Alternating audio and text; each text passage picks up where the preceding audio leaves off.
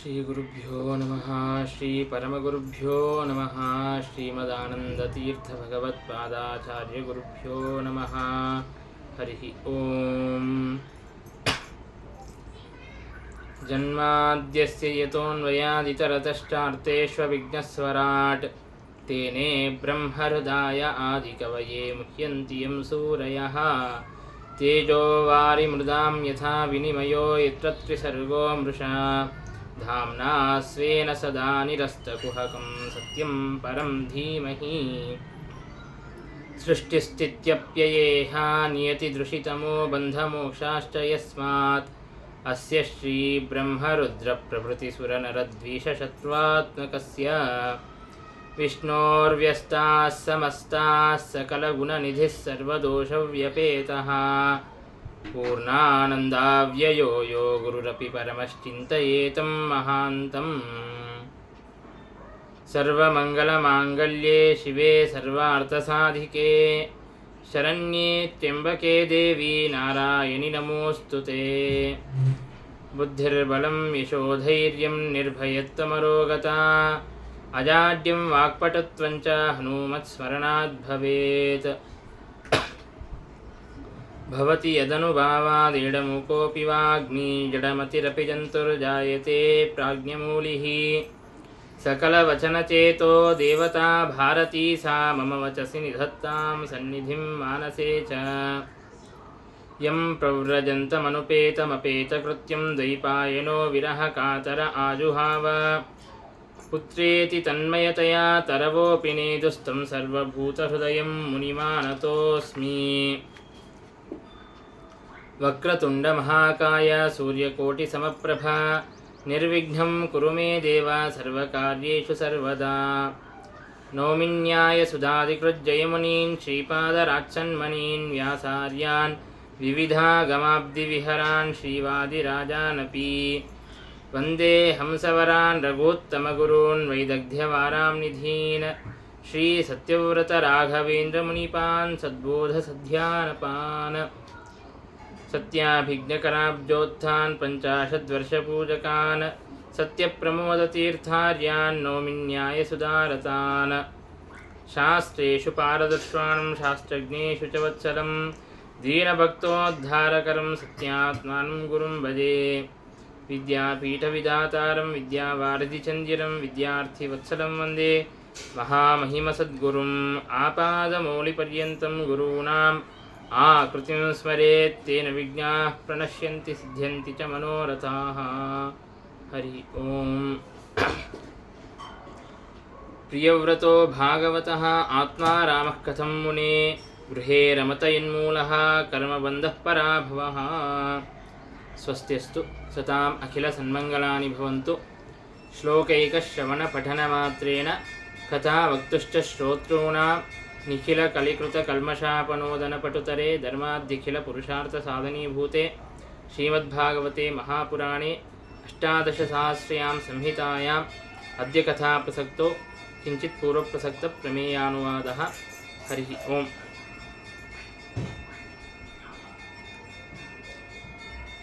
ಸ್ವಯಂಭುವನು ತಾನು 5 ಜನ ಮಕ್ಕಳನ್ನು ಪಡೆದಿದ್ದಾನೆ. ಅದರಲ್ಲಿ ದೇವಹೂತಿ ಹಾಗೂ ಪ್ರಸೂತಿಯರ ಸಂತಾನ ಅವರೆಲ್ಲರ ಕಥೆಯನ್ನು ನಾವು ಕೇಳಿದ್ದೇವೆ.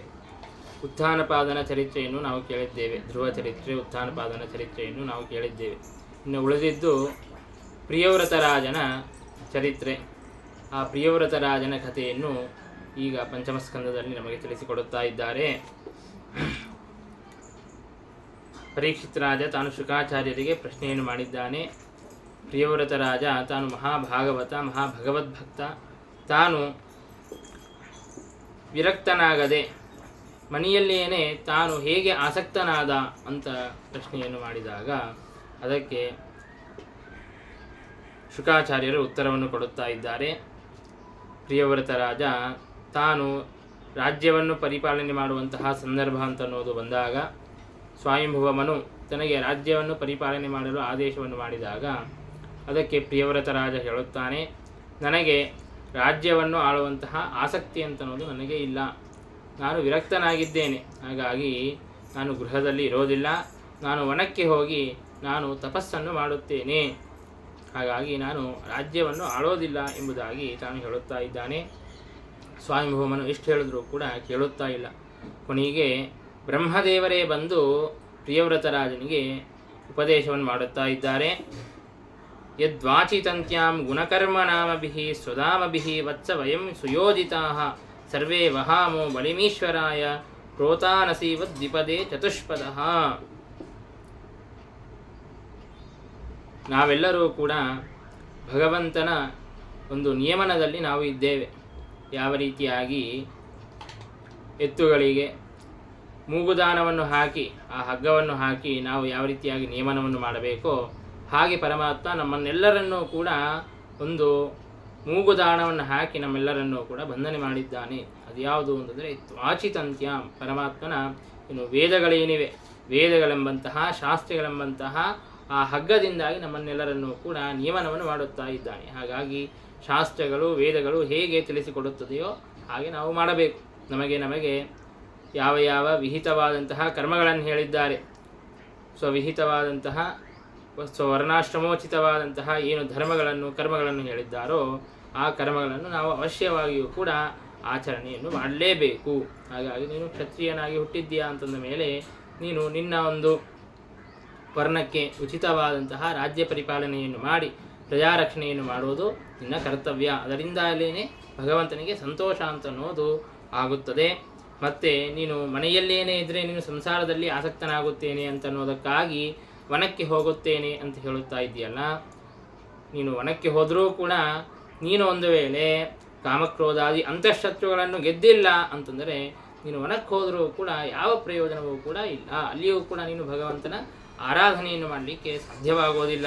ಭಯಂ ಪ್ರಮತ್ತಸ್ಯ ವನೇಶ್ವಪಿ ಸ್ಯಾತ್ ಯತೋ ವಸಂತೆ ಸಹಷಟ್ಸಪತ್ನಾಃ ಜಿತೇಂದ್ರಿಯಸ್ಯಾತ್ಮರತೇರ್ಬುಧಸ್ಯ ಗೃಹಾಶ್ರಮಕ್ಕಿನ್ನು ಕರೋತ್ಯವದ್ಯಂ. ಅದೇ ಮನೆಯಲ್ಲೇ ಇದ್ದರೂ ಕೂಡ ನೀನು ಆ 6 ಶತ್ರುಗಳನ್ನು ಕಾಮಕ್ರೋಧ ಲೋಭ ಮೋಹ ಮದ ಮಾತ್ಸರ್ಯಗಳನ್ನು ಗೆದ್ದಿ ಅಂತಂದರೆ ನೀನು ಗೃಹಸ್ಥಾಶ್ರಮಿಯಾಗಿ ಮನೆಯಲ್ಲೇ ಇದ್ದರೂ ಕೂಡ ನಿನಗೆ ಯಾವುದೇ ವಿಧವಾದಂತಹ ಬಾಧೆ ಅಂತನ್ನೋದು ಉಂಟಾಗೋದಿಲ್ಲ. ನೀನು ಸದಾ ಭಗವಂತನ ಆರಾಧನೆಯನ್ನು ಮನೆಯಲ್ಲೇ ಇದ್ದುಕೊಂಡು ಮಾಡಬಹುದು. ಹಾಗಾಗಿ ರಾಜ್ಯ ಪರಿಪಾಲನೆಯನ್ನು ಮಾಡುತ್ತಾನೆ, ಕಾಮಕ್ರೋಧಾದಿ ಶತ್ರುಗಳನ್ನು ಗೆದ್ದು ಪರಮಾತ್ಮನ ಆರಾಧನೆಯನ್ನು ಮಾಡು ಎಂಬುದಾಗಿ ಬ್ರಹ್ಮದೇವರು ಬಂದು ಪ್ರಿಯವ್ರತನಿಗೆ ಹೇಳುತ್ತಾ ಇದ್ದಾರೆ. ಪ್ರಿಯವ್ರತ ಅಂತಂದರೆ ಬ್ರಹ್ಮದೇವರ ಮೊಮ್ಮಗ, ಬ್ರಹ್ಮದೇವರ ಮಗನೇ ಸ್ವಯಂಭೂಮನು, ಅವರ ಮಗ ಪ್ರಿಯವ್ರತ. ಹಾಗಾಗಿ ಮೊಮ್ಮಗನಿಗೆ ತಾತ ಬಂದು ತಾನು ಉಪದೇಶವನ್ನು ಮಾಡಿದ್ದಾನೆ. ಆಗ ಪ್ರಿಯವ್ರತ ರಾಜ ಆಯಿತು ಅಂತ ಒಂದೇ ಮಾತಿಗೆ ಒಪ್ಪಿದ್ದಾನೆ. ಇತಿ ಸಮಭಿಹಿತೋ ಭಗವತಃ ತ್ರಿಭುವನ ಗುರೋಃ ಅನುಶಾಸನಂ ಆತ್ಮನೋ ಲಘುತಯ ಅವನತ ಶಿರೋಧರೋ ಭಾಡಂ ಇತಿ ಸಬಹುಮಾನಂ ಉವಾಹ. ಆತ್ಮನಃ ಲಘುತಯ, ನಾನು ಬಹಳ ಅಲ್ಪನಾಗಿದ್ದೇನೆ, ಬ್ರಹ್ಮದೇವರು ತಾವು ಮಹಾ ಶ್ರೇಷ್ಠರಾಗಿದ್ದಾರೆ ಅನ್ನುವಂತಹ ಭಾವನೆಯಿಂದಾಗಿ ತಾನು ಅವರಿಗೆ ನಮಸ್ಕಾರವನ್ನು ಮಾಡಿ ಅವರು ಆದೇಶ ಮಾಡಿದಂತಹ ಆ ಆಜ್ಞೆಯನ್ನು ಶಿರಸಾವಹಿಸಿ ತಾನು ರಾಜ್ಯವನ್ನು ಪರಿಪಾಲನೆ ಮಾಡುವುದಕ್ಕಾಗಿ ಸಿದ್ಧನಾಗಿದ್ದಾನೆ. ಅವನು ಅಥಚ ದುಹಿತರಂ ಪ್ರಜಾಪತೇಃ ವಿಶ್ವಕರ್ಮಣಃ ಉಪಯೇಮಿ ಭರಿಷ್ಮತೀಂ ನಾಮ. ತಾನು ವಿಶ್ವಕರ್ಮ ಅನ್ನುವಂತಹ ಪ್ರಜಾಪತಿಯ ಮಗಳಾದಂತಹ ಭರಿಷ್ಮತಿ ಅನ್ನುವಂತಹ ಸ್ತ್ರೀಯನ್ನು ತಾನು ವಿವಾಹನಾಗಿದ್ದಾನೆ. ಆ ಹೆಂಡತಿಯಲ್ಲಿ 9 ಜನ ಗಂಡಸು ಮಕ್ಕಳನ್ನು ಹಾಗೂ ಒಬ್ಬ ಹೆಣ್ಣು ಮಗಳನ್ನು ತಾನು ಪಡೆದಿದ್ದಾನೆ. ಆಗ್ನಿದ್ರ ಇದ್ಮಜಿಹ್ವ ಯಜ್ವಿಬಾಹು ಮಹಾವೀರ ಹಿರಣ್ಯರೇತಸ್ ಘೃತಪೃಷ್ಠ ಸವನ ಮೇಧಾತಿಥಿ ವೀತಿಹೋತ್ರ ಕವಿ ಎಂಬುದಾಗಿ ಈ ರೀತಿಯಾಗಿ ದಶಭಾವ ಎಂಬ 10 ಜನ ಮಕ್ಕಳನ್ನು ಪಡೆದಿದ್ದಾನೆ. ಆ 10 ಜನ ಗಂಡಸು ಮಕ್ಕಳು ಹಾಗೂ ಒಬ್ಬ ಹೆಣ್ಣು ಮಗಳು ಊರ್ಜಸ್ವತಿ ಎನ್ನುವಂತಹ ಹೆಸರಿನ ಒಬ್ಬ ಹೆಣ್ಣು ಮಗಳನ್ನು ಪಡೆದಿದ್ದಾನೆ. ಈ 10 ಜನ ಮಕ್ಕಳಲ್ಲಿ ಕವಿ ಮಹಾವೀರ ಸವನ ಅನ್ನುವಂತಹ 3 ಜನರು ತಾವು ಊರ್ಧ್ವರೇತಸ್ಕರಾಗಿ ತಾವು ಸನ್ಯಾಸವನ್ನು ಸ್ವೀಕಾರ ಮಾಡಿದ್ದಾರೆ. ಇನ್ನು ಉಳಿದ 7 ಜನರಿದ್ದಾರೆ ಮತ್ತು ಮಗಳಾದಂತಹ ಊರ್ಜಸ್ವತಿ ಇದ್ದಾಳೆ. ಆ ಪ್ರಿಯವ್ರತರಾಜನಿಗೆ ಮತ್ತೊಬ್ಬ ಹೆಂಡತಿಯೂ ಇದ್ಲು. ಆ ಹೆಂಡತಿಯಲ್ಲಿ ತಾನು ಉತ್ತಮ ತಾಪಸ ರೈವತ ಎಂಬುದಾಗಿ 3 ಜನ ಮಕ್ಕಳನ್ನು ಪಡೆದಿದ್ದಾನೆ. ಎಂತಹ ಮಹಾನುಭಾವರು ನೋಡ್ರಿ ಮಕ್ಕಳು. 3 ಮಕ್ಕಳು ಉತ್ತಮ ತಾಪಸ ರೈವತ, 3 ಜನರು ಕೂಡ 3 ಮನ್ವಂತರಗಳಿಗೆ ಅಧಿಪತಿಗಳು. ಸ್ವಯಂಭೂ ಮನ್ವಂತರದ ನಂತರದಲ್ಲಿ ಸಾರೋತಿಷ ಮನ್ವಂತರ, ಆಮೇಲೆ ಉತ್ತಮ ತಾಪಸ ರೈವತ ಅನ್ನುವಂತಹ 3 ಮನ್ವಂತರಗಳು. ಆ 3 ಮನ್ವಂತರಗಳಿಗೆ ಅಧಿಪತಿಗಳಾದಂತಹ ಮಕ್ಕಳನ್ನು ಪಡೆದಿದ್ದಾನೆ ಪ್ರಿಯವ್ರತ ರಾಜ. ಇಂತಹ ಉತ್ತಮರಾದಂತಹ ಮಕ್ಕಳನ್ನು ಪಡೆದಿದ್ದಾನೆ. ಅದರಲ್ಲಿಯೂ ಕೂಡ ತಾಪಸ ಅನ್ನುವಂತಹ ಪುರುಷನು ತಾನು ಸಾಕ್ಷಾತ್ತು ಪರಮಾತ್ಮನ ಅವತಾರನಾಗಿದ್ದಾನೆ. ಅಂತಹ ಶ್ರೇಷ್ಠರಾದಂತಹ ಮಕ್ಕಳನ್ನು ಪಡೆದಿದ್ದಾನೆ. ತಾನು ಚೆನ್ನಾಗಿ ರಾಜ್ಯವನ್ನು ಪರಿಪಾಲನೆ ಮಾಡುತ್ತಾ ಇದ್ದಾನೆ. ತಾನು ರಾಜ್ಯವನ್ನು ಪರಿಪಾಲನೆ ಮಾಡುವಂತಹ ಸಂದರ್ಭದಲ್ಲಿ ಪ್ರಿಯವ್ರತ ರಾಜ ತಾನು ಆಲೋಚನೆಯನ್ನು ಮಾಡಿದ. ತನಗೆ ಈ ಹಗಲು ರಾತ್ರಿ ಅನ್ನುವಂತಹ ವ್ಯವಸ್ಥೆ ತನಗೆ ಯಾಕೋ ಸೇರಲಿಲ್ಲ. ಒಂದು 12 ತಾಸು ಬೆಳಕಿರುತ್ತದೆ, ಅದರ ನಂತರದಲ್ಲಿ ಮತ್ತೆ ಕತ್ತಲು ಆಗಿಬಿಡುತ್ತದೆ. ಕತ್ತಲು ಆದರೆ ಯಾವ ಜನರು ಕೂಡ ಏನು ಸಾಧನೆಯನ್ನು ಕೂಡ ಮಾಡಲು ಬರೋದಿಲ್ಲ ಎಂಬುದಾಗಿ ತಿಳಿದು ತಾನೇನು ಅಂದುಕೊಂಡ ಅಂತಂದರೆ, ಸೂರ್ಯನು 24 ತಾಸು ಬೆಳಗದೇ ಇದ್ದರೆ ಏನಾಯಿತು, ಸೂರ್ಯ ಅಸ್ತಂಗತನಾದ ಮೇಲೆ ನಾನು ನನ್ನ ದಿವ್ಯವಾದಂತಹ ಜ್ಯೋತಿರ್ಮಯವಾದಂತಹ ರಥವನ್ನು ಹಾಕಿಕೊಂಡು ನಾನೇ ಎಲ್ಲ ಕಡೆಗೂ ಪ್ರಕಾಶವನ್ನು ಉಂಟು ಮಾಡುತ್ತೇನೆ ಎಂಬುದಾಗಿ ತಾನೇ ಒಂದು ರಥವನ್ನು ಹಾಕಿಕೊಂಡು ಎಲ್ಲ ಕಡೆಗೂ ಸೂರ್ಯನಂತೆ ತಾನು ಪ್ರಕಾಶವನ್ನು ಕೊಡುತ್ತಾ ರಾತ್ರಿಯನ್ನು ಹಗಲನ್ನಾಗಿ ಮಾಡಿದ್ದಾನೆ. ರಜನೀಮಪಿ ದಿನಂ ಕರಿಷ್ಯಾಮಿ ಇತಿ ಸಪ್ತಕೃತ್ವಃ ತರಣಿಂ ಅನುಪರ್ಯಾಕ್ರಾಮತ್ಸ ದ್ವಿತೀಯ ಇವ ಪತಂಗಃ. ಎರಡನೇ ಸೂರ್ಯನಂತೆ ಮೆರೆಯುತ್ತಾ ರಾತ್ರಿಯನ್ನು ಹಗಲನ್ನಾಗಿ ಮಾಡಿದಂತಹ ಮಹಾನುಭಾವ ಆ ಪ್ರಿಯವ್ರತ ಮಹಾರಾಜ. ಹೀಗೆ ತಾನು 7 ಬಾರಿ ಮೇರು ಪರ್ವತದ ಪ್ರದಕ್ಷಿಣೆಯನ್ನು ಹಾಕಿದ್ದಾನೆ. ನಮಗೆಲ್ಲ ಬೆಳಿಗ್ಗೆ ಇದ್ದರೂ ಕೂಡ ನಾವು ಅದರಲ್ಲಿಯೂ ಕೂಡ ನಾವು ಸಾಧನೆಯನ್ನು ಮಾಡೋದಿಲ್ಲ. ಆದರೆ ಪ್ರಿಯವ್ರತ ರಾಜ ತಾನು 12 ತಾಸು ಸಾಧನೆ ಮಾಡೋದಕ್ಕೆ ಸರಿ ಹೋಗುತ್ತಾ ಇಲ್ಲ ಎಂಬುದಾಗಿ ತಾನು ಭಾವಿಸಿ ಇನ್ನೂ ಅಧಿಕವಾಗಿ ಸಾಧನೆ ಮಾಡುವುದಕ್ಕಾಗಿ ಹೊತ್ತಬೇಕು ಎಂಬುದಾಗಿ ತಾನು ಆ ರೀತಿಯಾಗಿ ಮಾಡಿದಂತಹ ಮಹಾನುಭಾವ. ಹಾಗಾಗಿ ಎಷ್ಟು ಸಮಯ ಸಿಕ್ಕರೂ ಕೂಡ ನಾವು ಸಾಧನೆಯನ್ನು ಮಾಡುವುದಕ್ಕೆ ಅದು ಅಲ್ಪವೇ ಆಗುತ್ತದೆ ಅಂತನ್ನೋದನ್ನು ನಮಗೆ ಭಾಗವತ ಅಂತನ್ನೋದು ತಿಳಿಸಿಕೊಡುತ್ತಾ ಇದೆ. ಹೀಗೆ ಪ್ರಿಯವ್ರತ ರಾಜ ತಾನು ರಾತ್ರಿಯನ್ನು ಹಗಲನ್ನಾಗಿ ಮಾಡಿದಂತಹ ಮಹಾನುಭಾವ. ತಾನು 7 ಬಾರಿ ಈ ರೀತಿಯಾಗಿ ತನ್ನ ರಥದಿಂದಾಗಿ ಮೇರು ಪರ್ವತಕ್ಕೆ ಪ್ರದಕ್ಷಿಣೆಯನ್ನು ಹಾಕಿದರೆ ಆ ರಥದ ಆ ಚಕ್ರದ ಭಾರಕ್ಕೆ ಭೂಮಿಯಲ್ಲಿ 7 ತೆಗ್ಗುಗಳು ಬಿದ್ದಿವೆ. ಈಗ ನಾವು ನೋಡ್ತೀವಲ್ಲ, ಒಂದು ಸಣ್ಣ ಮಳೆ ಬಿದ್ದರೂ ಕೂಡ ರೋಡ್ಗಳೆಲ್ಲ ಹಾಳಾಗಿ ಹೋಗುತ್ತದೆ, ತೆಗ್ಗು ಬೀಳುತ್ತದೆ. ಅಂತಹದ್ದು ಅದು ಅಂತಹ ಭಾರದ ದೊಡ್ಡ ರಥವನ್ನು ತೆಗೆದುಕೊಂಡು ತಾನು ಆ ಪ್ರದಕ್ಷಿಣೆಯನ್ನು ಹಾಕಿದರೆ ಆಗ ಭೂಮಿಯಲ್ಲೆಲ್ಲ ತೆಗ್ಗು ಬಿದ್ದು ಬಿಟ್ಟಿದೆ. 7 ತೆಗ್ಗುಗಳಾಗಿವೆ, 7 ಊರ್ಧ್ವ ಭಾಗಗಳು ಆಗಿವೆ, ಎತ್ತರದ ಭಾಗಗಳು ಆಗಿವೆ. ಆ 7 ಎತ್ತರದ ಭಾಗಗಳು 7 ದೀಪಗಳಾಗಿವೆ. ಏನು ಕೆಳಗಿನ ತೆಗ್ಗು ಭಾಗವಿದೆಯೋ ಅದು ಸಪ್ತ ಸಾಗರಗಳಾಗಿವೆ. ಹೀಗೆ ಸಪ್ತದ್ವೀಪ ಸಪ್ತಸಾಗರಗಳನ್ನು ನಿರ್ಮಾಣ ಮಾಡಿದಂತಹ ಮಹಾನುಭಾವ ಪ್ರಿಯವ್ರತ ರಾಜ. ಆ ಎಲ್ಲ ನಾಮಗಳನ್ನು ಹೇಳಿದ್ದಾರೆ. ಜಂಬೂ ಪ್ಲಕ್ಷ ಮೊದಲಾದಂತಹ ಸಪ್ತದ್ವೀಪಗಳನ್ನು, ಲವಣೋದ ಇಕ್ಷುರಸೋದ ಮೊದಲಾದಂತಹ ಸಪ್ತಸಾಗರಗಳನ್ನು ತಾನು ಮಾಡಿದ್ದಾನೆ. ಹೀಗೆ ಮಾಡಿ ತನ್ನ ಮಕ್ಕಳು 10 ಜನರಲ್ಲಿ 3 ಜನ ಸನ್ಯಾಸಿಗಳಾಗಿ ಹೊರಟು ಬಿಟ್ಟಿದ್ದಾರೆ. ಇನ್ನು 7 ಜನ ಮಕ್ಕಳಿದ್ದಾರೆ. ಆ 7 ಜನ ಮಕ್ಕಳಿಗೆ ಸಪ್ತದ್ವೀಪಗಳನ್ನು ತಾನು ಒಪ್ಪಿಸಿದ್ದಾನೆ. ಸಪ್ತದ್ವೀಪಗಳನ್ನು ಪರಿಪಾಲನೆ ಮಾಡುವುದಕ್ಕಾಗಿ ಅಂತ ಅವರಿಗೆ ಆ ಭೂಮಿಯನ್ನೆಲ್ಲವನ್ನು ಕೂಡ ಹಂಚಿಕೊಟ್ಟಿದ್ದಾನೆ. ಸ್ವಪುತ್ರೇಭ್ಯ ಇಮಾಂಗಾಂ ಯಥಾದಾಯಂ ವಿಭಜ್ಯ. ಹೀಗೆ ಎಲ್ಲ ವಿಭಾಗವನ್ನು ಮಾಡಿಕೊಟ್ಟು ತನ್ನ ಮಗಳನ್ನು ಶುಕ್ರಾಚಾರ್ಯರಿಗೆ ಕೊಟ್ಟು, ಊರ್ಜಸ್ವತಿ ಎನ್ನುವಂತಹ ತನ್ನ ಮಗಳನ್ನು ಶುಕ್ರಾಚಾರ್ಯರಿಗೆ ಕೊಟ್ಟು ಮದುವೆಯನ್ನು ಮಾಡಿದ್ದಾನೆ. ಹೀಗೆ ಎಲ್ಲ ವಿಭಾಗವನ್ನು ಮಾಡಿಕೊಟ್ಟು ತಾನು ವನಕ್ಕೆ ಹೋಗಿ ಭಗವಂತನ ಆರಾಧನೆಯನ್ನು ಮಾಡಿ ತಾನು ಉತ್ತಮವಾದಂತಹ ಗತಿಯನ್ನು ಹೊಂದಿದ್ದಾನೆ ಎಂಬುದಾಗಿ ರೀತಿಯಾಗಿ ಪ್ರಿಯವ್ರತ ರಾಜನ ಕಥೆಯನ್ನು ಹೇಳಿದ್ದಾರೆ. ಇನ್ನು ತನ್ನ 7 ಜನ ಮಕ್ಕಳಲ್ಲಿ ಆಗ್ನೇದ್ರ ಅನ್ನುವಂತಹ ಮಗ ತಾನು ಜಂಬೂದ್ವೀಪಕ್ಕೆ ತಾನು ಒಡೆಯನಾಗಿದ್ದಾನೆ. ಜಂಬೂದ್ವೀಪವನ್ನು ಪರಿಪಾಲನೆಯನ್ನು ಮಾಡುತ್ತಾ ತಾನು ಔರಸವದ್ ಧರ್ಮಾನ್ ಅವೇಕ್ಷಮಾಣ ಪರ್ಯಗೋಪಾಯತ್. ತಾನು ಪ್ರಜೆಗಳನ್ನು ಹೇಗೆ ರಕ್ಷಣೆ ಮಾಡುತ್ತಾ ಇದ್ದ ಅಂತಂದರೆ ತನ್ನ ಔರಸ ಪುತ್ರರಂತೆ ಅಷ್ಟು ಪ್ರೀತಿಯಿಂದಾಗಿ ಅವರನ್ನು ರಕ್ಷಣೆ ಮಾಡುತ್ತಾ ತಾನು ಧರ್ಮಗಳನ್ನು ಬೋಧನೆ ಮಾಡುತ್ತಾ ಇದ್ದ. ಅತ್ಯಂತ ಧರ್ಮದಿಂದಾಗಿ ತಾನು ರಾಜ್ಯವನ್ನು ಪರಿಪಾಲನೆ ಮಾಡುತ್ತಾ ಇದ್ದ. ಒಂದು ಸಲ ಆ ಆಗ್ನೇತರ ರಾಜ ತಾನು ಪಿತೃಲೋಕವನ್ನು ಹೊಂದಬೇಕು ಅನ್ನುವಂತಹ ಇಚ್ಛೆಯಿಂದಾಗಿ ಮಂದರ ಪರ್ವತದ ಒಂದು ಗುಹೆಯಲ್ಲಿ ಕೂತು ತಾನು ತಪಸ್ಸನ್ನು ಆಚರಣೆ ಮಾಡುವುದಕ್ಕೆ ಪ್ರಾರಂಭ ಮಾಡಿದ್ದಾನೆ. ಅದನ್ನು ನೋಡಿ ಬ್ರಹ್ಮದೇವರು ತಮ್ಮ ಸಭೆಯಲ್ಲಿ ಗಾನವನ್ನು ಮಾಡುವಂತಹ ಪೂರ್ವಚಿತ್ತಿ ಅನ್ನುವಂತಹ ಒಬ್ಬ ಅಪ್ಸರಾ ಸ್ತ್ರೀಯನ್ನು ಕೊಟ್ಟು ಕಳುಹಿಸಿದ್ದಾರೆ. ಆ ಆಗ್ನೇಯರ ರಾಜನ ಸಲುವಾಗಿ ಅಂತ ಆ ಸ್ತ್ರೀಯನ್ನು, ಪೂರ್ವಚಿತ್ತಿ ಅನ್ನುವಂತಹ ಅಪ್ಸರಾ ಸ್ತ್ರೀಯನ್ನು ಬ್ರಹ್ಮದೇವರು ಕೊಟ್ಟು ಕಳುಹಿಸಿದ್ದಾರೆ. ಆಗ ಆಗ್ನೇಯರ ರಾಜ ಆ ಪೂರ್ವಚಿತ್ತಿಯನ್ನು ನೋಡಿ ಮೋಹಿತನಾಗಿ ಅವಳ ಜೊತೆಗೆ ವಿವಾಹವಾಗಿ ಅನೇಕ ವರ್ಷಗಳ ಕಾಲ ಅವಳ ಜೊತೆಗೆ ಸುಖವಾಗಿ ಇದ್ದಾನೆ. 1000 ವರ್ಷಗಳ ಕಾಲ ಅವಳ ಜೊತೆಗೆ ಸುಖವಾಗಿ ಇದ್ದಾನೆ. ಅವಳಲ್ಲಿ ಅನೇಕ ಜನ ಮಕ್ಕಳನ್ನು ತಾನು ಪಡೆಯುತ್ತಾನೆ. ನಾಭಿ, ಕಿಂಪುರುಷ, ಹರಿವರ್ಷ, ಇಲಾವೃತ, ರಮ್ಯಕ, ಹಿರಣ್ಮಯ, ಕುರು, ಭದ್ರ, ಅಶ್ವಕೇತು ಅಶ್ವಕೇತುಮಾಲ ಸೌಮ್ಯಾನ್ ನವ ಭಾವಯಾಂ ಬಭೂವ ಎಂಬುದಾಗಿ ಈ ರೀತಿಯಾಗಿ 9 ಜನ ಮಕ್ಕಳನ್ನು ತಾನು ಪಡೆದಿದ್ದಾನೆ. ಆ 9 ಜನ ಮಕ್ಕಳು 9 ವರ್ಷಗಳಿಗೆ ತಾವು ಅಧಿಪತಿಗಳಾಗಿ ಆಗುತ್ತಾರೆ. ಆಗ್ನೇದ್ರ ರಾಜ ತನ್ನ ಜಂಬೂದ್ವೀಪವನ್ನು 9 ವಿಭಾಗವನ್ನಾಗಿ ಮಾಡಿ ಆ 9 ವರ್ಷಗಳು ಅಂತ ಮಾಡಿ ಆ 9 ವರ್ಷಗಳಿಗೆ ತನ್ನ ಮಕ್ಕಳಿಗೆ ಅಧಿಪತಿಗಳನ್ನಾಗಿ ಮಾಡಿ ಅವರಿಂದಾಗಿ ಆ 9 ವರ್ಷಗಳನ್ನು ಪರಿಪಾಲನೆಯನ್ನು ಮಾಡಿಸುತ್ತಾನೆ. ಹೀಗೆ ಬಹಳ ಕಾಲ ಆ ಪೂರ್ವಚಿತ್ತಿ ಅನ್ನುವಂತಹ ಅಪ್ಸರಾಸ್ತ್ರೀಯ ಜೊತೆಗೆ ಇದ್ದ ಮೇಲೆ ಪೂರ್ವಚಿತ್ತಿಯು ತಾನು ಮಕ್ಕಳನ್ನು ಪಡೆದ ಮೇಲೆ ತಾನು ಇನ್ನು ಬ್ರಹ್ಮಲೋಕಕ್ಕೆ ಬ್ರಹ್ಮದೇವರ ಸಭೆಗೆ ಹೋಗಬೇಕು ಎಂಬುದಾಗಿ ತಾನು ನಿಶ್ಚಯಿಸಿಕೊಂಡು ಆ ಸಭೆಗೆ ಹೊರಟು ಬಿಡುತ್ತಾಳೆ. ಈ ಕಡೆಗೆ ಆಗ್ನಿದ್ರ ರಾಜನು ಕೂಡ ಆಕೆಯನ್ನೇ ನೆನೆಯುತ್ತಾ ಆ ಪೂರ್ವಚಿತ್ತಿಯ ಸಾಲೋಕ್ಯವನ್ನು ಹೊಂದಬೇಕು, ಅವಳು ಯಾವ ಲೋಕದಲ್ಲಿದ್ದಾಳೋ ನಾನು ಆ ಲೋಕವನ್ನು ಹೊಂದಬೇಕು ಅಂತ ತಪಸ್ಸನ್ನು ಮಾಡಿ ತಾನು ಕೂಡ ಆ ಉತ್ತಮವಾದಂತಹ ಲೋಕವನ್ನು ಹೊಂದುತ್ತಾನೆ. ಸಂಪರೇತೆ ಪಿತರಿ ನವಭ್ರಾತರಃ.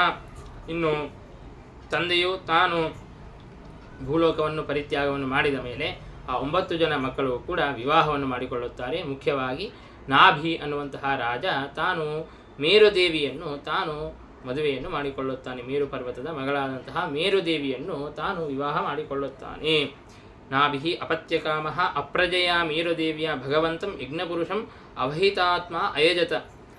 ನಾಭಿ ತಾನು ಮದುವೆಯನ್ನು ಮಾಡಿಕೊಂಡ ಮೇಲೆ ಮೇರುದೇವಿಯಲ್ಲಿ ತಾನು ಮಕ್ಕಳನ್ನು ಪಡೆಯಬೇಕು ಅಂತ ಅಪೇಕ್ಷೆಯನ್ನು ಪಟ್ಟು ಯಜ್ಞನಾಮಕನಾದಂತಹ ಪರಮಾತ್ಮನನ್ನು ಆರಾಧನೆಯನ್ನು ಮಾಡುತ್ತಾನೆ. ಆ ಯಜ್ಞಪುರುಷನಾದಂತಹ ಪರಮಾತ್ಮನನ್ನು ಕುರಿತು ಯಾಗಗಳನ್ನು ಆಚರಣೆಯನ್ನು ಮಾಡುತ್ತಾನೆ. ಅನೇಕ ಋಷಿಮುನಿಗಳನ್ನು ಕರೆಸಿ ಅವರಿಂದಾಗಿ ಅವರ ನೇತೃತ್ವದಲ್ಲಿ ಆ ಯಾಗವನ್ನು ಮಾಡುತ್ತಾನೆ. ಆಗ ಪರಮಾತ್ಮ ತಾನು ಅವನಿಗೆ ಪ್ರತ್ಯಕ್ಷನಾಗುತ್ತಾನೆ. ದುರದಿಗಮೋಪಿ ಭಗವಾನ್. ಪರಮಾತ್ಮ ತಾನು ಸಾಮಾನ್ಯವಾಗಿ ದರ್ಶನವನ್ನು ಕೊಡುವವನಲ್ಲ, ಅವ್ಯಕ್ತ ಸ್ವಭಾವವುಳ್ಳವನು. ಹಾಗಿದ್ದರೂ ಕೂಡ ತಾನು ಮಾಡುವಂತಹ ಯಾಗ ಅಂತನ್ನೋದು ಅತ್ಯಂತ ಶ್ರೇಷ್ಠವಾಗಿತ್ತು. ದ್ರವ್ಯಗಳು ಶುದ್ಧವಾಗಿದ್ದವು, ದೇಶಕಾಲಗಳು ಕೂಡ ಅನುಕೂಲವಾಗಿದ್ದವು. ಆ ಋಷಿಮುನಿಗಳು ಋತ್ವಿಜರು ಉಚ್ಚಾರಣೆ ಮಾಡುವಂತಹ ಮಂತ್ರಗಳು ಅದು ಅಯಾತಯಾಮವಾಗಿದ್ದವು. ಅತ್ಯಂತ ಸ್ಪಷ್ಟವಾಗಿ ಅದರ ಅರ್ಥಾನುಸಂಧಾನಪೂರ್ವಕವಾಗಿ ಮಂತ್ರಗಳ ಉಚ್ಚಾರಣೆಯನ್ನು ಮಾಡುತ್ತಾ ಇದ್ದರು ಋತ್ವಿಜರು. ಅವರೆಲ್ಲರೂ ಕೂಡ ಸಾತ್ವಿಕರಾಗಿದ್ದರು, ಸಜ್ಜನರಾಗಿದ್ದರು. ಶುದ್ಧವಾದಂತಹ ಸ್ವಭಾವದಿಂದಾಗಿ ಅವರು ಯಾಗವನ್ನು ಮಾಡಿಸಿದ್ದಾರೆ. ದಕ್ಷಿಣೆಯನ್ನು ಕೂಡ ಎಷ್ಟು ದಕ್ಷಿಣೆಯನ್ನು ಕೊಡಬೇಕು ಅಷ್ಟು ದಕ್ಷಿಣೆಯನ್ನು ಕೊಟ್ಟು ತಾನು ಆ ಯಾಗವನ್ನು ಮಾಡಿದ್ದಾನೆ. ದ್ರವ್ಯ ದೇಶ ಕಾಲ ಮಂತ್ರ ಋತ್ವಿಕ್ ದಕ್ಷಿಣಾ ವಿಧಾನ ಯೋಗೋಪಪತ್ಯ ದುರದಿಗಮೋಪಿ ಭಗವಾನ್ ಭಾಗವತ ವತ್ಸಲತೆಯ. ಭಗವಂತ ತಾನು ಆ ಭಗವದ್ಭಕ್ತರ ಮೇಲೆ ಇರುವಂತಹ ಕರುಣೆಯಿಂದಾಗಿ ಕೃಪೆಯಿಂದಾಗಿ ತಾನು ಪ್ರಾದುರ್ಭೂತನಾಗಿದ್ದಾನೆ. ಅತ್ಯಂತ ಪ್ರೀತನಾಗಿ ತಾನು ಪ್ರಾದುರ್ಭೂತನಾಗಿದ್ದಾನೆ. ಅದೆಂತಹ ಉತ್ತಮವಾದಂತಹ ಮನೋಹರವಾದಂತಹ ರೂಪ. ಹೃದಯಂಗಮಂ ಮನೋನಯನ ಆನಂದನಾಭಿರಾಮಂ ರಾಮಾವಯವಂ ಆವಿಶ್ಚಕಾರ. ಮನಸ್ಸಿಗೂ ಕಣ್ಣುಗಳಿಗೂ ಆನಂದವನ್ನು ಉಂಟು ಮಾಡುವಂತಹ ದಿವ್ಯವಾದಂತಹ ಮನೋಹರವಾದಂತಹ ರೂಪದಿಂದಾಗಿ ಪರಮಾತ್ಮ ತಾನು ಪ್ರಕಟನಾಗಿದ್ದಾನೆ.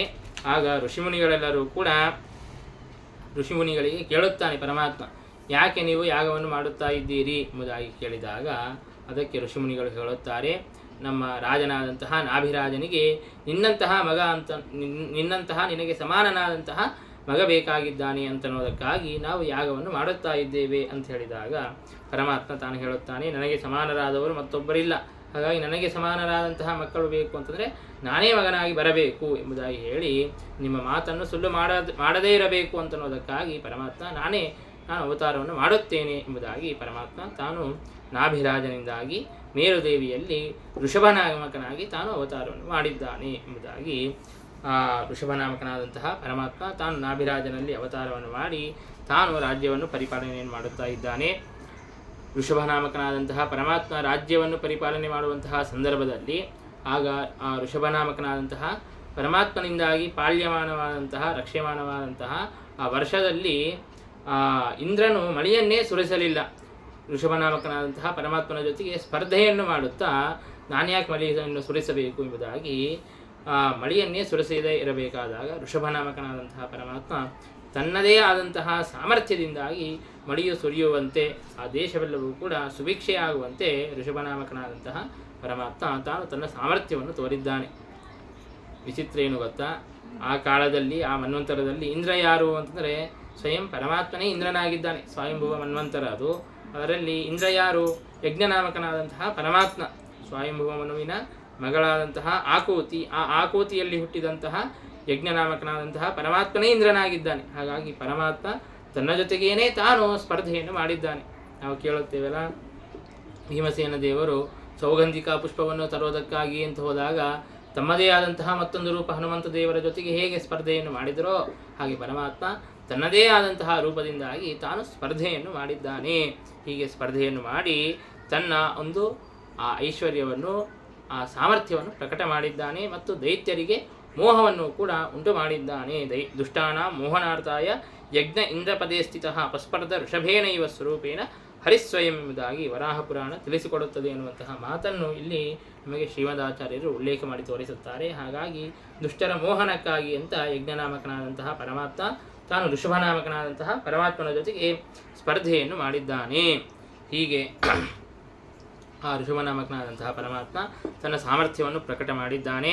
ಆಗ ನಾಭಿರಾಜ ತನಗೆ ಅಪೇಕ್ಷಿತವಾದಂತಹ ಪುತ್ರಫಲ ಅಂತನೂ ಸಿಕ್ಕಿತು ಎಂಬುದಾಗಿ ತಾನು ಕೆಲವು ಕಾಲ ರಾಜ್ಯವನ್ನು ಪರಿಪಾಲನೆ ಮಾಡಿ ಇನ್ನು ತಾನು ವಿರಕ್ತನಾಗಿ ತಾನು ಋಷಭನಾಮಕನಾದಂತಹ ಪರಮಾತ್ಮನಿಗೆ ತಾನು ರಾಜ್ಯವನ್ನು ಒಪ್ಪಿಸಿ ತಾನು ವನಕ್ಕೆ ಹೋಗಿ ಭಗವಂತನ ಆರಾಧನೆಯನ್ನು ಮಾಡಿದ್ದಾನೆ. ತಪಸಾ ಸಮಾಧಿಯೋಗೇನ ನರನಾರಾಯಣಾಖ್ಯಂ ಭಗವಂತಂ ವಾಸುದೇವಂ ಉಪಾಸೀನಃ ಕಾಳೇನ ತನ್ಮಹಿಮಾನಂ ಅವಾಪ. ನರನಾರಾಯಣ ರೂಪಿಯಾದಂತಹ ಪರಮಾತ್ಮನನ್ನು ತಾನು ಉಪಾಸನೆಯನ್ನು ಮಾಡಿ ಭಗವಂತನನ್ನು ಹೊಂದಿದ್ದಾನೆ.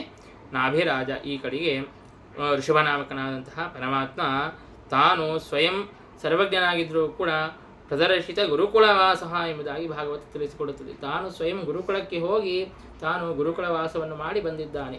ಅಂದರೆ ಮನುಷ್ಯರಾಗಿ ಹುಟ್ಟಿದ ಮೇಲೆ ಉಪನಯನವಾದ ಮೇಲೆ ಗುರುಕುಲ ವಾಸವನ್ನು ಮಾಡಲೇಬೇಕು ಅಂತನ್ನೋದನ್ನು ಪರಮಾತ್ಮ ತಾನು ಮನುಷ್ಯರಿಗೆ ತೋರಿಸಿಕೊಡುತ್ತಾ ಇದ್ದಾನೆ.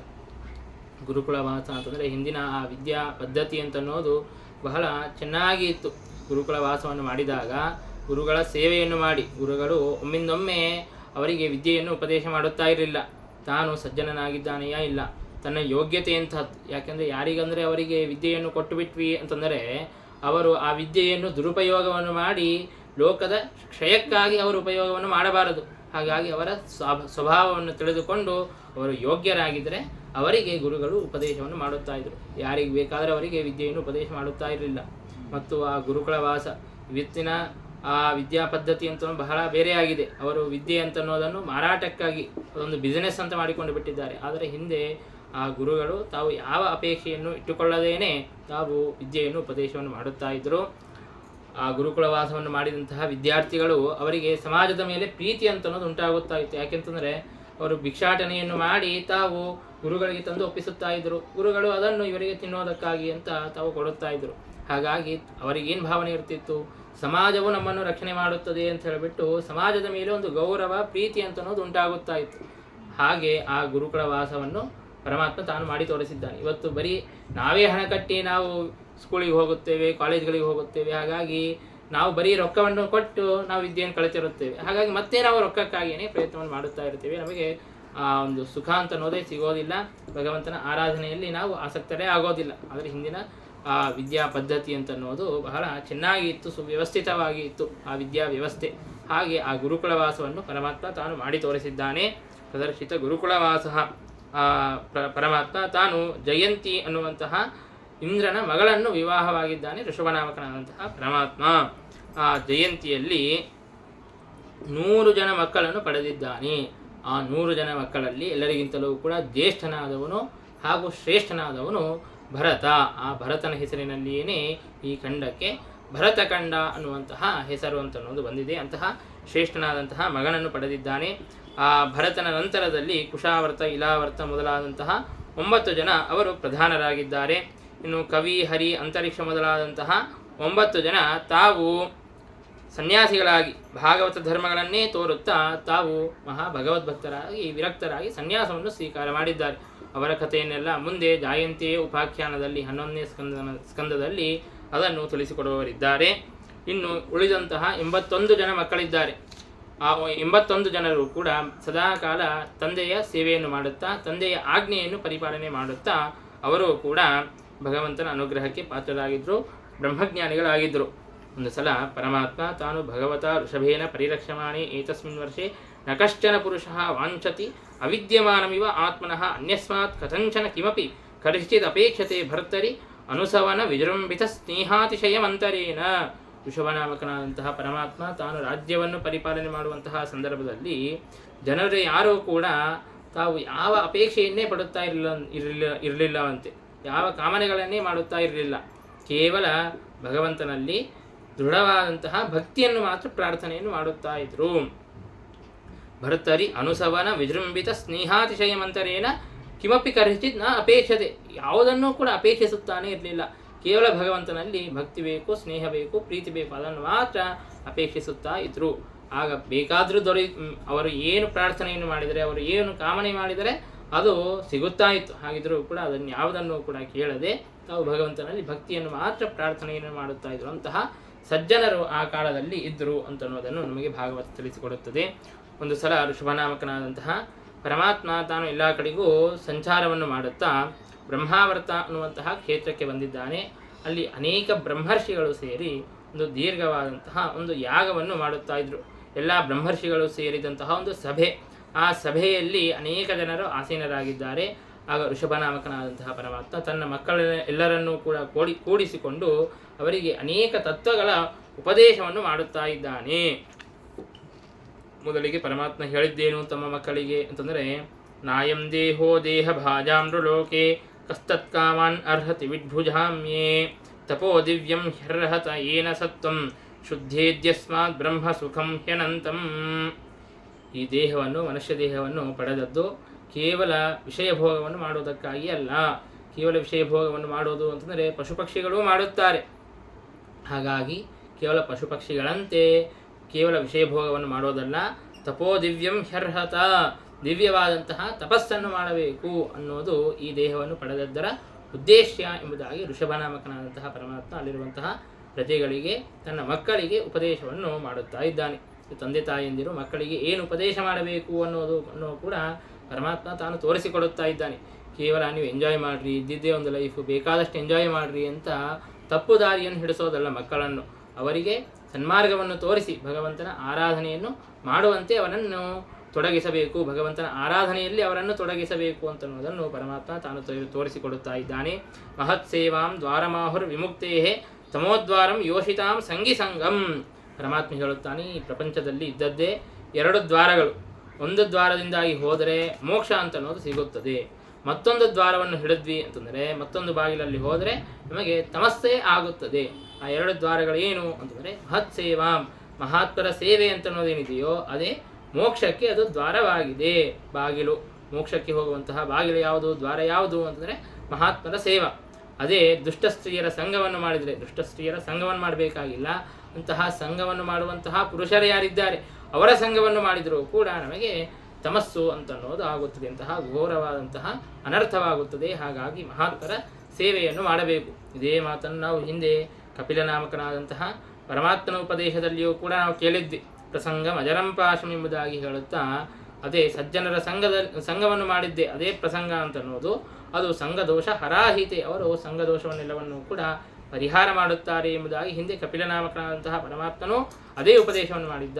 ಈಗ ಋಷಭನಾಮಕನಾದಂತಹ ಪರಮಾತ್ಮನು ಅದೇ ಉಪದೇಶವನ್ನು ಮಾಡುತ್ತಾ ಇದ್ದಾನೆ. ಮಹತ್ ಸೇವಾಂ ದ್ವಾರಮಾಹುರ ವಿಮುಕ್ತೇ, ಮಹಾತ್ಮರ ಸೇವೆಯನ್ನು ಮಾಡಬೇಕು, ಅದೇ ನಮಗೆ ಮೋಕ್ಷಕ್ಕೆ ಹಾದಿಯಾಗುತ್ತದೆ, ಮೋಕ್ಷಕ್ಕೆ ದ್ವಾರವಾಗುತ್ತದೆ ಎಂಬುದಾಗಿ ತಾನು ಉಪದೇಶವನ್ನು ಮಾಡಿದ್ದಾನೆ. ಹರೌ ಗುರೌ ಮಯಿ ಭಕ್ತ್ಯಾನುವೃತ್ತಿಯ ವಿತೃಷ್ಣೆಯ ದ್ವಂದ್ವ ತಿತಿಕ್ಷಯ ಚ ಮತ್ಕರ್ಮಭಿರ್ಮತ್ಕಥೆಯ ಚ ನಿತ್ಯಂ ಮತ್ಪಾದ ಸಂಗಾತ್ ಗುಣಕೀರ್ತನಾನ್ಮೆ ಎಂಬುದಾಗಿ ಪರಮಾತ್ಮ ತಾನು ಹೇಳುತ್ತಾ ಇದ್ದಾನೆ. ನನ್ನಲ್ಲಿ, ಗುರುಗಳಲ್ಲಿ ಸದಾಕಾಲ ಭಕ್ತಿಯನ್ನು ಮಾಡಬೇಕು, ಎಲ್ಲ ಅಪೇಕ್ಷೆಗಳನ್ನು ತೊರೆದು ದ್ವಂದ್ವಗಳ ತಿತಿಕ್ಷೆಯನ್ನು ಮಾಡಬೇಕು. ದ್ವಂದ್ವ ತಿತಿಕ್ಷೆಯನ್ನು ಮಾಡುತ್ತಾ, ಸುಖ ದುಃಖಗಳ ಸಹನೆಯನ್ನು ಮಾಡುತ್ತಾ ನಾವು ಸದಾಕಾಲ ಪರಮಾತ್ಮನ ಆರಾಧನೆಯನ್ನು ಮಾಡಬೇಕು, ಭಗವಂತನ ಕಥೆಗಳನ್ನು ಕೇಳಬೇಕು. ಹೀಗೆ ಭಗವಂತನ ಕಥೆಗಳಲ್ಲಿ ಆಸಕ್ತರಾಗಿ ಭಗವಂತನ ಗುಣಗಾನವನ್ನು ಮಾಡುತ್ತಾ ಇದ್ದರೆ ಅವರಿಗೆ ಉತ್ತಮವಾದಂತಹ ಗತಿ ಅಂತನ್ನೋದು ಆಗುತ್ತದೆ ಎಂಬುದಾಗಿ ಪರಮಾತ್ಮ ಅನೇಕ ತತ್ವಗಳನ್ನು ತಮ್ಮ ಮಕ್ಕಳಿಗೆ ಹಾಗೂ ಪ್ರಜೆಗಳಿಗೆ ಉಪದೇಶವನ್ನು ಮಾಡಿದ್ದಾನೆ. ಹೀಗೆ ಕೆಲವು ಕಾಲ ತಾನು ಗೃಹಸ್ಥಾಶ್ರಮ ಯೋಗ್ಯವಾದಂತಹ ಎಲ್ಲ ಧರ್ಮಗಳನ್ನು ತೋರಿಸಿಕೊಟ್ಟಿದ್ದಾನೆ ಋಷಭನಾಮಕನಾದಂತಹ ಪರಮಾತ್ಮ. ಅದಷ್ಟೇ ಅಲ್ಲದೆ ಪರಮಾತ್ಮ ತಾನು ಅದರ ನಂತರದಲ್ಲಿ ಎಲ್ಲ ಸನ್ಯಾಸಿಗಳಿಗೂ ಕೂಡ ಯೋಗ್ಯವಾದಂತಹ ಕರ್ಮಗಳನ್ನು ತೋರಿಸಿಕೊಡುತ್ತಾ ತಾನು ಜಡರಂತೆ ತಾನು ಅವಧೂತ ವೇಷವನ್ನು ಧಾರಣೆ ಮಾಡಿ ತಾನು ಎಲ್ಲ ಕಡೆಗೂ ಸಂಚಾರ ಮಾಡುತ್ತಾ ಕೆಲವು ವರ್ಷಗಳಾದ ಮೇಲೆ ಒಂದು ಕಡೆಗೆ ಕಾಡ್ಗಿಚ್ಚು ಅಂತನ್ನೋದು ಅಂಟಿರುತ್ತದೆ, ದಾವಾಗ್ನಿ ಅಂತನ್ನೋದು ಅಂಟಿರುತ್ತದೆ. ಆ ದಾವಾಗ್ನಿಯಲ್ಲಿ ಪ್ರವೇಶ ಮಾಡಿಬಿಡುತ್ತಾನೆ ಪರಮಾತ್ಮ. ಪ್ರವೇಶ ಮಾಡಿ ಮತ್ತೆ ಸ್ವಲ್ಪ ಕಾಲವಾದ ಮೇಲೆ ಮತ್ತೆ ತಿರುಗಿ ಬರುತ್ತಾನೆ. ತಿರುಗಿ ಬಂದು ಹೇಳುತ್ತಾನೆ, ನಾನೇ ವಾಸುದೇವ ಎಂಬುದಾಗಿ ಪರಮಾತ್ಮ ತಾನು ಉಪದೇಶವನ್ನು ಮಾಡುತ್ತಾನೆ. ಅಲ್ಲಿ ಅರ್ಹನ್ ಅನ್ನುವಂತಹ ಒಬ್ಬ ವ್ಯಕ್ತಿ ಇರುತ್ತಾನೆ. ತಾನು ಅದನ್ನು ಕೇಳುತ್ತಾನೆ. ನಾನು ವಾಸುದೇವ ಅಂತ ಹೇಳಿದ್ರೆ ತಾನೇನು ಅರ್ಥ ಮಾಡ್ಕೋಬೇಕು, ಆ ವ್ಯಕ್ತಿ ವಾಸುದೇವ ಅಂತ ಅರ್ಥ ಮಾಡ್ಕೋಬೇಕು. ಆದರೆ ತಾನು ನಾನೇ ವಾಸುದೇವ ಎಂಬುದಾಗಿ ಅದನ್ನು ವಿಪರೀತವಾಗಿ ತಿಳಿದುಬಿಟ್ಟು ತಾನು ಪಾಷಂಡ ಮತವನ್ನು ಎಲ್ಲ ಕಡೆಗೂ ಪ್ರವರ್ತನೆಯನ್ನು ಮಾಡುತ್ತಾನೆ. ಇದೇ ಜೈನ ಮತ ಎಂಬುದಾಗಿ ನಾವು ಕೇಳುತ್ತೇವೆ. ಅಂತಹ ಆ ಜೈನ ಮತವನ್ನು, ಆ ಅಸುರರನ್ನು ಮೋಹಿಸೋದಕ್ಕಾಗಿ ಪರಮಾತ್ಮ ಈ ರೀತಿಯಾಗಿ ಮಾಡಿದ್ದಾನೆ. ಹೀಗೆ ಆ ಋಷಭನಾಮಕನಾದಂತಹ ಪರಮಾತ್ಮ ತಾನು ತನ್ನ ಕಾರ್ಯವನ್ನು, ಅಸುರ ಮೋಹನವನ್ನು ಮುಗಿಸಿ ತಾನು ಅಂತರ್ಧಾನನಾಗಿದ್ದಾನೆ. ಅದರ ನಂತರದಲ್ಲಿ ಋಷಭನ ಪುತ್ರನಾದಂತಹ ಭರತ ಚಕ್ರವರ್ತಿ ತಾನು ಚೆನ್ನಾಗಿ ರಾಜ್ಯವನ್ನು ಪರಿಪಾಲನೆಯನ್ನು ಮಾಡುತ್ತಾ ಇದ್ದಾನೆ. ಆ ಭರತ ಚಕ್ರವರ್ತಿ ತನ್ನ 5 ಜನ ಮಕ್ಕಳನ್ನು ಪಡೆದಿದ್ದಾನೆ. 5 ಜನ ಮಕ್ಕಳನ್ನು ಪಡೆದು ಚೆನ್ನಾಗಿ ರಾಜ್ಯವನ್ನು ಪರಿಪಾಲನೆ ಮಾಡುತ್ತಾ ಇದ್ದಾನೆ. ಅಷ್ಟರವರೆಗೆ ತಾನು ಇರುವಂತಹ ವರ್ಷಕ್ಕೆ ಆಂಜನಾಭ ಅನ್ನುವಂತಹ ಹೆಸರು ಇತ್ತು. ಯಾವಾಗ ಈ ಭರತ ಚಕ್ರವರ್ತಿ ತಾನು ರಾಜ್ಯವನ್ನು ಪರಿಪಾಲನೆ ಮಾಡಿದನೋ ಆಗಿನಿಂದ ಇದಕ್ಕೆ ಭರತ ವರ್ಷ ಎಂಬುದಾಗಿ ಇದಕ್ಕೆ ಹೆಸರು ಅಂತನ್ನೋದು ಬಂದಿದೆ. ಈಜೇಚ ಭಗವಂತಂ ಯಜ್ಞಪುರುಷಂ ಕೃತುಭೈಹಿ ಉಚ್ಚಾವಚೈಹಿ ಅನೇಕ ಯಾಗಗಳನ್ನು ಮಾಡಿ ತಾನು ಭಗವಂತನ ಆರಾಧನೆಯನ್ನು ಮಾಡುತ್ತಾ ಇದ್ದಾನೆ. ಹೀಗೆ ಸಾವಿರಾರು ವರ್ಷಗಳ ಕಾಲ ತಾನು ರಾಜ್ಯವನ್ನು ಪರಿಪಾಲನೆ ಮಾಡಿದ್ದಾನೆ. ಚೆನ್ನಾಗಿ ರಾಜ್ಯವನ್ನು ಪರಿಪಾಲನೆಯನ್ನು ಮಾಡಿ ಮುಂದೆ ತನ್ನ ಮಕ್ಕಳಿಗೆ ತಾನು ಆ ರಾಜ್ಯವನ್ನು ಒಪ್ಪಿಸಿಬಿಟ್ಟು ತಾನು ಒಂದು ಶ್ರೇಷ್ಠವಾದಂತಹ ಆಶ್ರಮ, ಗಂಡಕಿ ನದಿ ಇರುವಂತಹ ಆ ಆಶ್ರಮಕ್ಕೆ ಹೋಗಿ ಅಲ್ಲೇನು ಸಾಲಿಗ್ರಾಮ ಕ್ಷೇತ್ರ ಅಂತಹ ಶ್ರೇಷ್ಠವಾದಂತಹ ಕ್ಷೇತ್ರಕ್ಕೆ ಹೋಗಿದ್ದಾನೆ. ಗಂಡಕಿ ನದಿ, ಅದರಲ್ಲಿ ಎಲ್ಲ ಸಾಲಿಗ್ರಾಮಗಳು ಇರುತ್ತವೆ. ಅಂತಹ ಶ್ರೇಷ್ಠವಾದಂತಹ ನದಿಯಲ್ಲಿ ಸದಾಕಾಲ ತಾನು ಮುಳುಗಿ ತಾನು ಸ್ನಾನವನ್ನು ಆಚರಿಸುತ್ತಾ ಸದಾಕಾಲ ಭಗವಂತನ ಆರಾಧನೆಯನ್ನು ಮಾಡುತ್ತಾ ಇದ್ದಾನೆ. ಆದರೆ ಪ್ರಾರಬ್ಧ ಕರ್ಮವಶಾತ್ ಒಂದು ದಿನ ಏನಾಯಿತು ಅಂತಂದರೆ, ತಾನು ಹೀಗೆ ತಪಸ್ಸನ್ನು ಮಾಡುತ್ತಾ ಕೂತಿದ್ದಾನೆ. ಆ ಗಂಡಕಿ ನದಿಯ ತೀರದಲ್ಲಿ ಒಂದು ಹೆಣ್ಣು ಜಿಂಕೆ, ಗರ್ಭಿಣಿಯಾದಂತಹ ಹೆಣ್ಣು ಜಿಂಕೆ, ಅದು ಗಾಬರಿಯಾಗಿ ಭಯದಿಂದಾಗಿ ಓಡುತ್ತಾ ಬಂದಿದೆ. ಒಂದು ಸಿಂಹವು ಅದನ್ನು ಸಂಹಾರ ಮಾಡೋದಕ್ಕಾಗಿ ಅಂತ ಬಂದಿದೆ. ಆ ಸಿಂಹದ ಗರ್ಜನೆಯನ್ನು ಕೇಳಿ ಅದು ಭೀತವಾಗಿ ಅದು ಈ ದಡದಿಂದಾಗಿ ಆ ದಡಕ್ಕೆ ಹಾರೋದಕ್ಕಾಗಿ ಅಂತ ಪ್ರಯತ್ನವನ್ನು ಮಾಡಿದೆ. ಆದರೆ ಅದರ ಗರ್ಭಸ್ರಾವವಾಗಿ ಶಿಶುವು ಮಧ್ಯದಲ್ಲಿಯೇ ನದಿಯಲ್ಲಿ ಬಿದ್ದು ಬಿಟ್ಟಿದೆ. ಆ ತಾಯಿ ಜಿಂಕೆಯು ಆ ದಡದಲ್ಲಿ ಬಿದ್ದು ಅದು ಮರಣವನ್ನು ಹೊಂದಿದೆ. ಆಗ ಈ ದೃಶ್ಯವನ್ನು ಆ ಮುನಿ, ಭರತ ಮುನಿ ತಾನು ನೋಡಿದ್ದಾನೆ. ನೋಡಿ ಬಹಳ ಕರುಣೆ ಬಂದಿದೆ, ಬಹಳ ಕೃಪೆ ಬಂದಿದೆ. ಇಷ್ಟು ಸಣ್ಣ ಕೂಸನ್ನು ತಾಯಿಯೂ ಕೂಡ ಇಲ್ಲ, ಇಂತಹ ಘೋರವಾದಂತಹ ಅರಣ್ಯದಲ್ಲಿ ಅದು ಇದ್ದರೆ ಎಲ್ಲ ಪ್ರಾಣಿಗಳು ಬಂದು ಅದನ್ನು ಹಿಂಸಿಸಿ ಬಿಡುತ್ತವೆ. ಹಾಗಾಗಿ ಹೇಗಾದರೂ ಮಾಡಿ ಇದರ ರಕ್ಷಣೆಯನ್ನು ಮಾಡುವುದು ನನ್ನ ಕರ್ತವ್ಯ.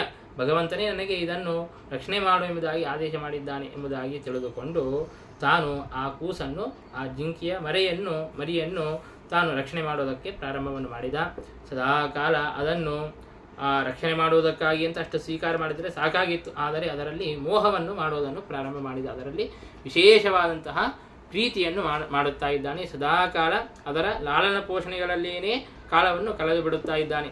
ತಾನು ಹಿಂದಕ್ಕೆ 3 ಹೊತ್ತು ಸ್ನಾನವನ್ನು ಮಾಡುತ್ತಾ ಇದ್ದ. ಆದರೆ ಇದರ ಲಾಲನ ಪೋಷಣೆಗಳನ್ನು ಮಾಡೋದಕ್ಕಾಗಿ ಅಂತ ಸಮಯ ಸರಿ ಹೋಗುತ್ತಾ ಇಲ್ಲ ಅಂತ 2 ಹೊತ್ತೇ ಮಾಡೋದನ್ನು ಪ್ರಾರಂಭ ಮಾಡಿದ. ಆಮೇಲೆ 1 ಹೊತ್ತು ಮಾಡುತ್ತಾ ಇದ್ದಾನೆ. ತಾನು ತಪಸ್ಸನ್ನು ಮಾಡುವಂತಹ ಕಾಲದಲ್ಲಿ ಕಣ್ಣು ಮುಚ್ಚಿ ಭಗವಂತನ ಧ್ಯಾನವನ್ನು ಮಾಡಬೇಕು. ಆದರೆ ಈ ಜಿಂಕೆಯು ಎಲ್ಲಿ ಹೊರಟು ಬಿಡುತ್ತದೆಯೋ ಏನೋ, ಯಾವ ಪ್ರಾಣಿಗಳು ಬಂದು ಈ ಜಿಂಕೆಗೆ ಹಿಂಸೆಯನ್ನು ಕೊಡುತ್ತದೆಯೋ ಏನೋ ಎಂಬುದಾಗಿ ಕಣ್ಣು ತೆರೆದು ಸದಾಕಾಲ ಆ ಜಿಂಕೆಯನ್ನೇ ನೋಡುತ್ತಾ ಇದ್ದ. ತನ್ನ ತೊಡೆಯ ಮೇಲೇನೇ ಕುಳಿಸಿಕೊಂಡು ತಪಸ್ಸನ್ನು ಮಾಡುತ್ತಾ ಇದ್ದ. ಹೀಗೆ ಸದಾಕಾಲ ಆ ಜಿಂಕೆಯಲ್ಲಿಯೇ ತಾನು ಆಸಕ್ತನಾಗಿ ಬಿಟ್ಟಿದ್ದಾನೆ.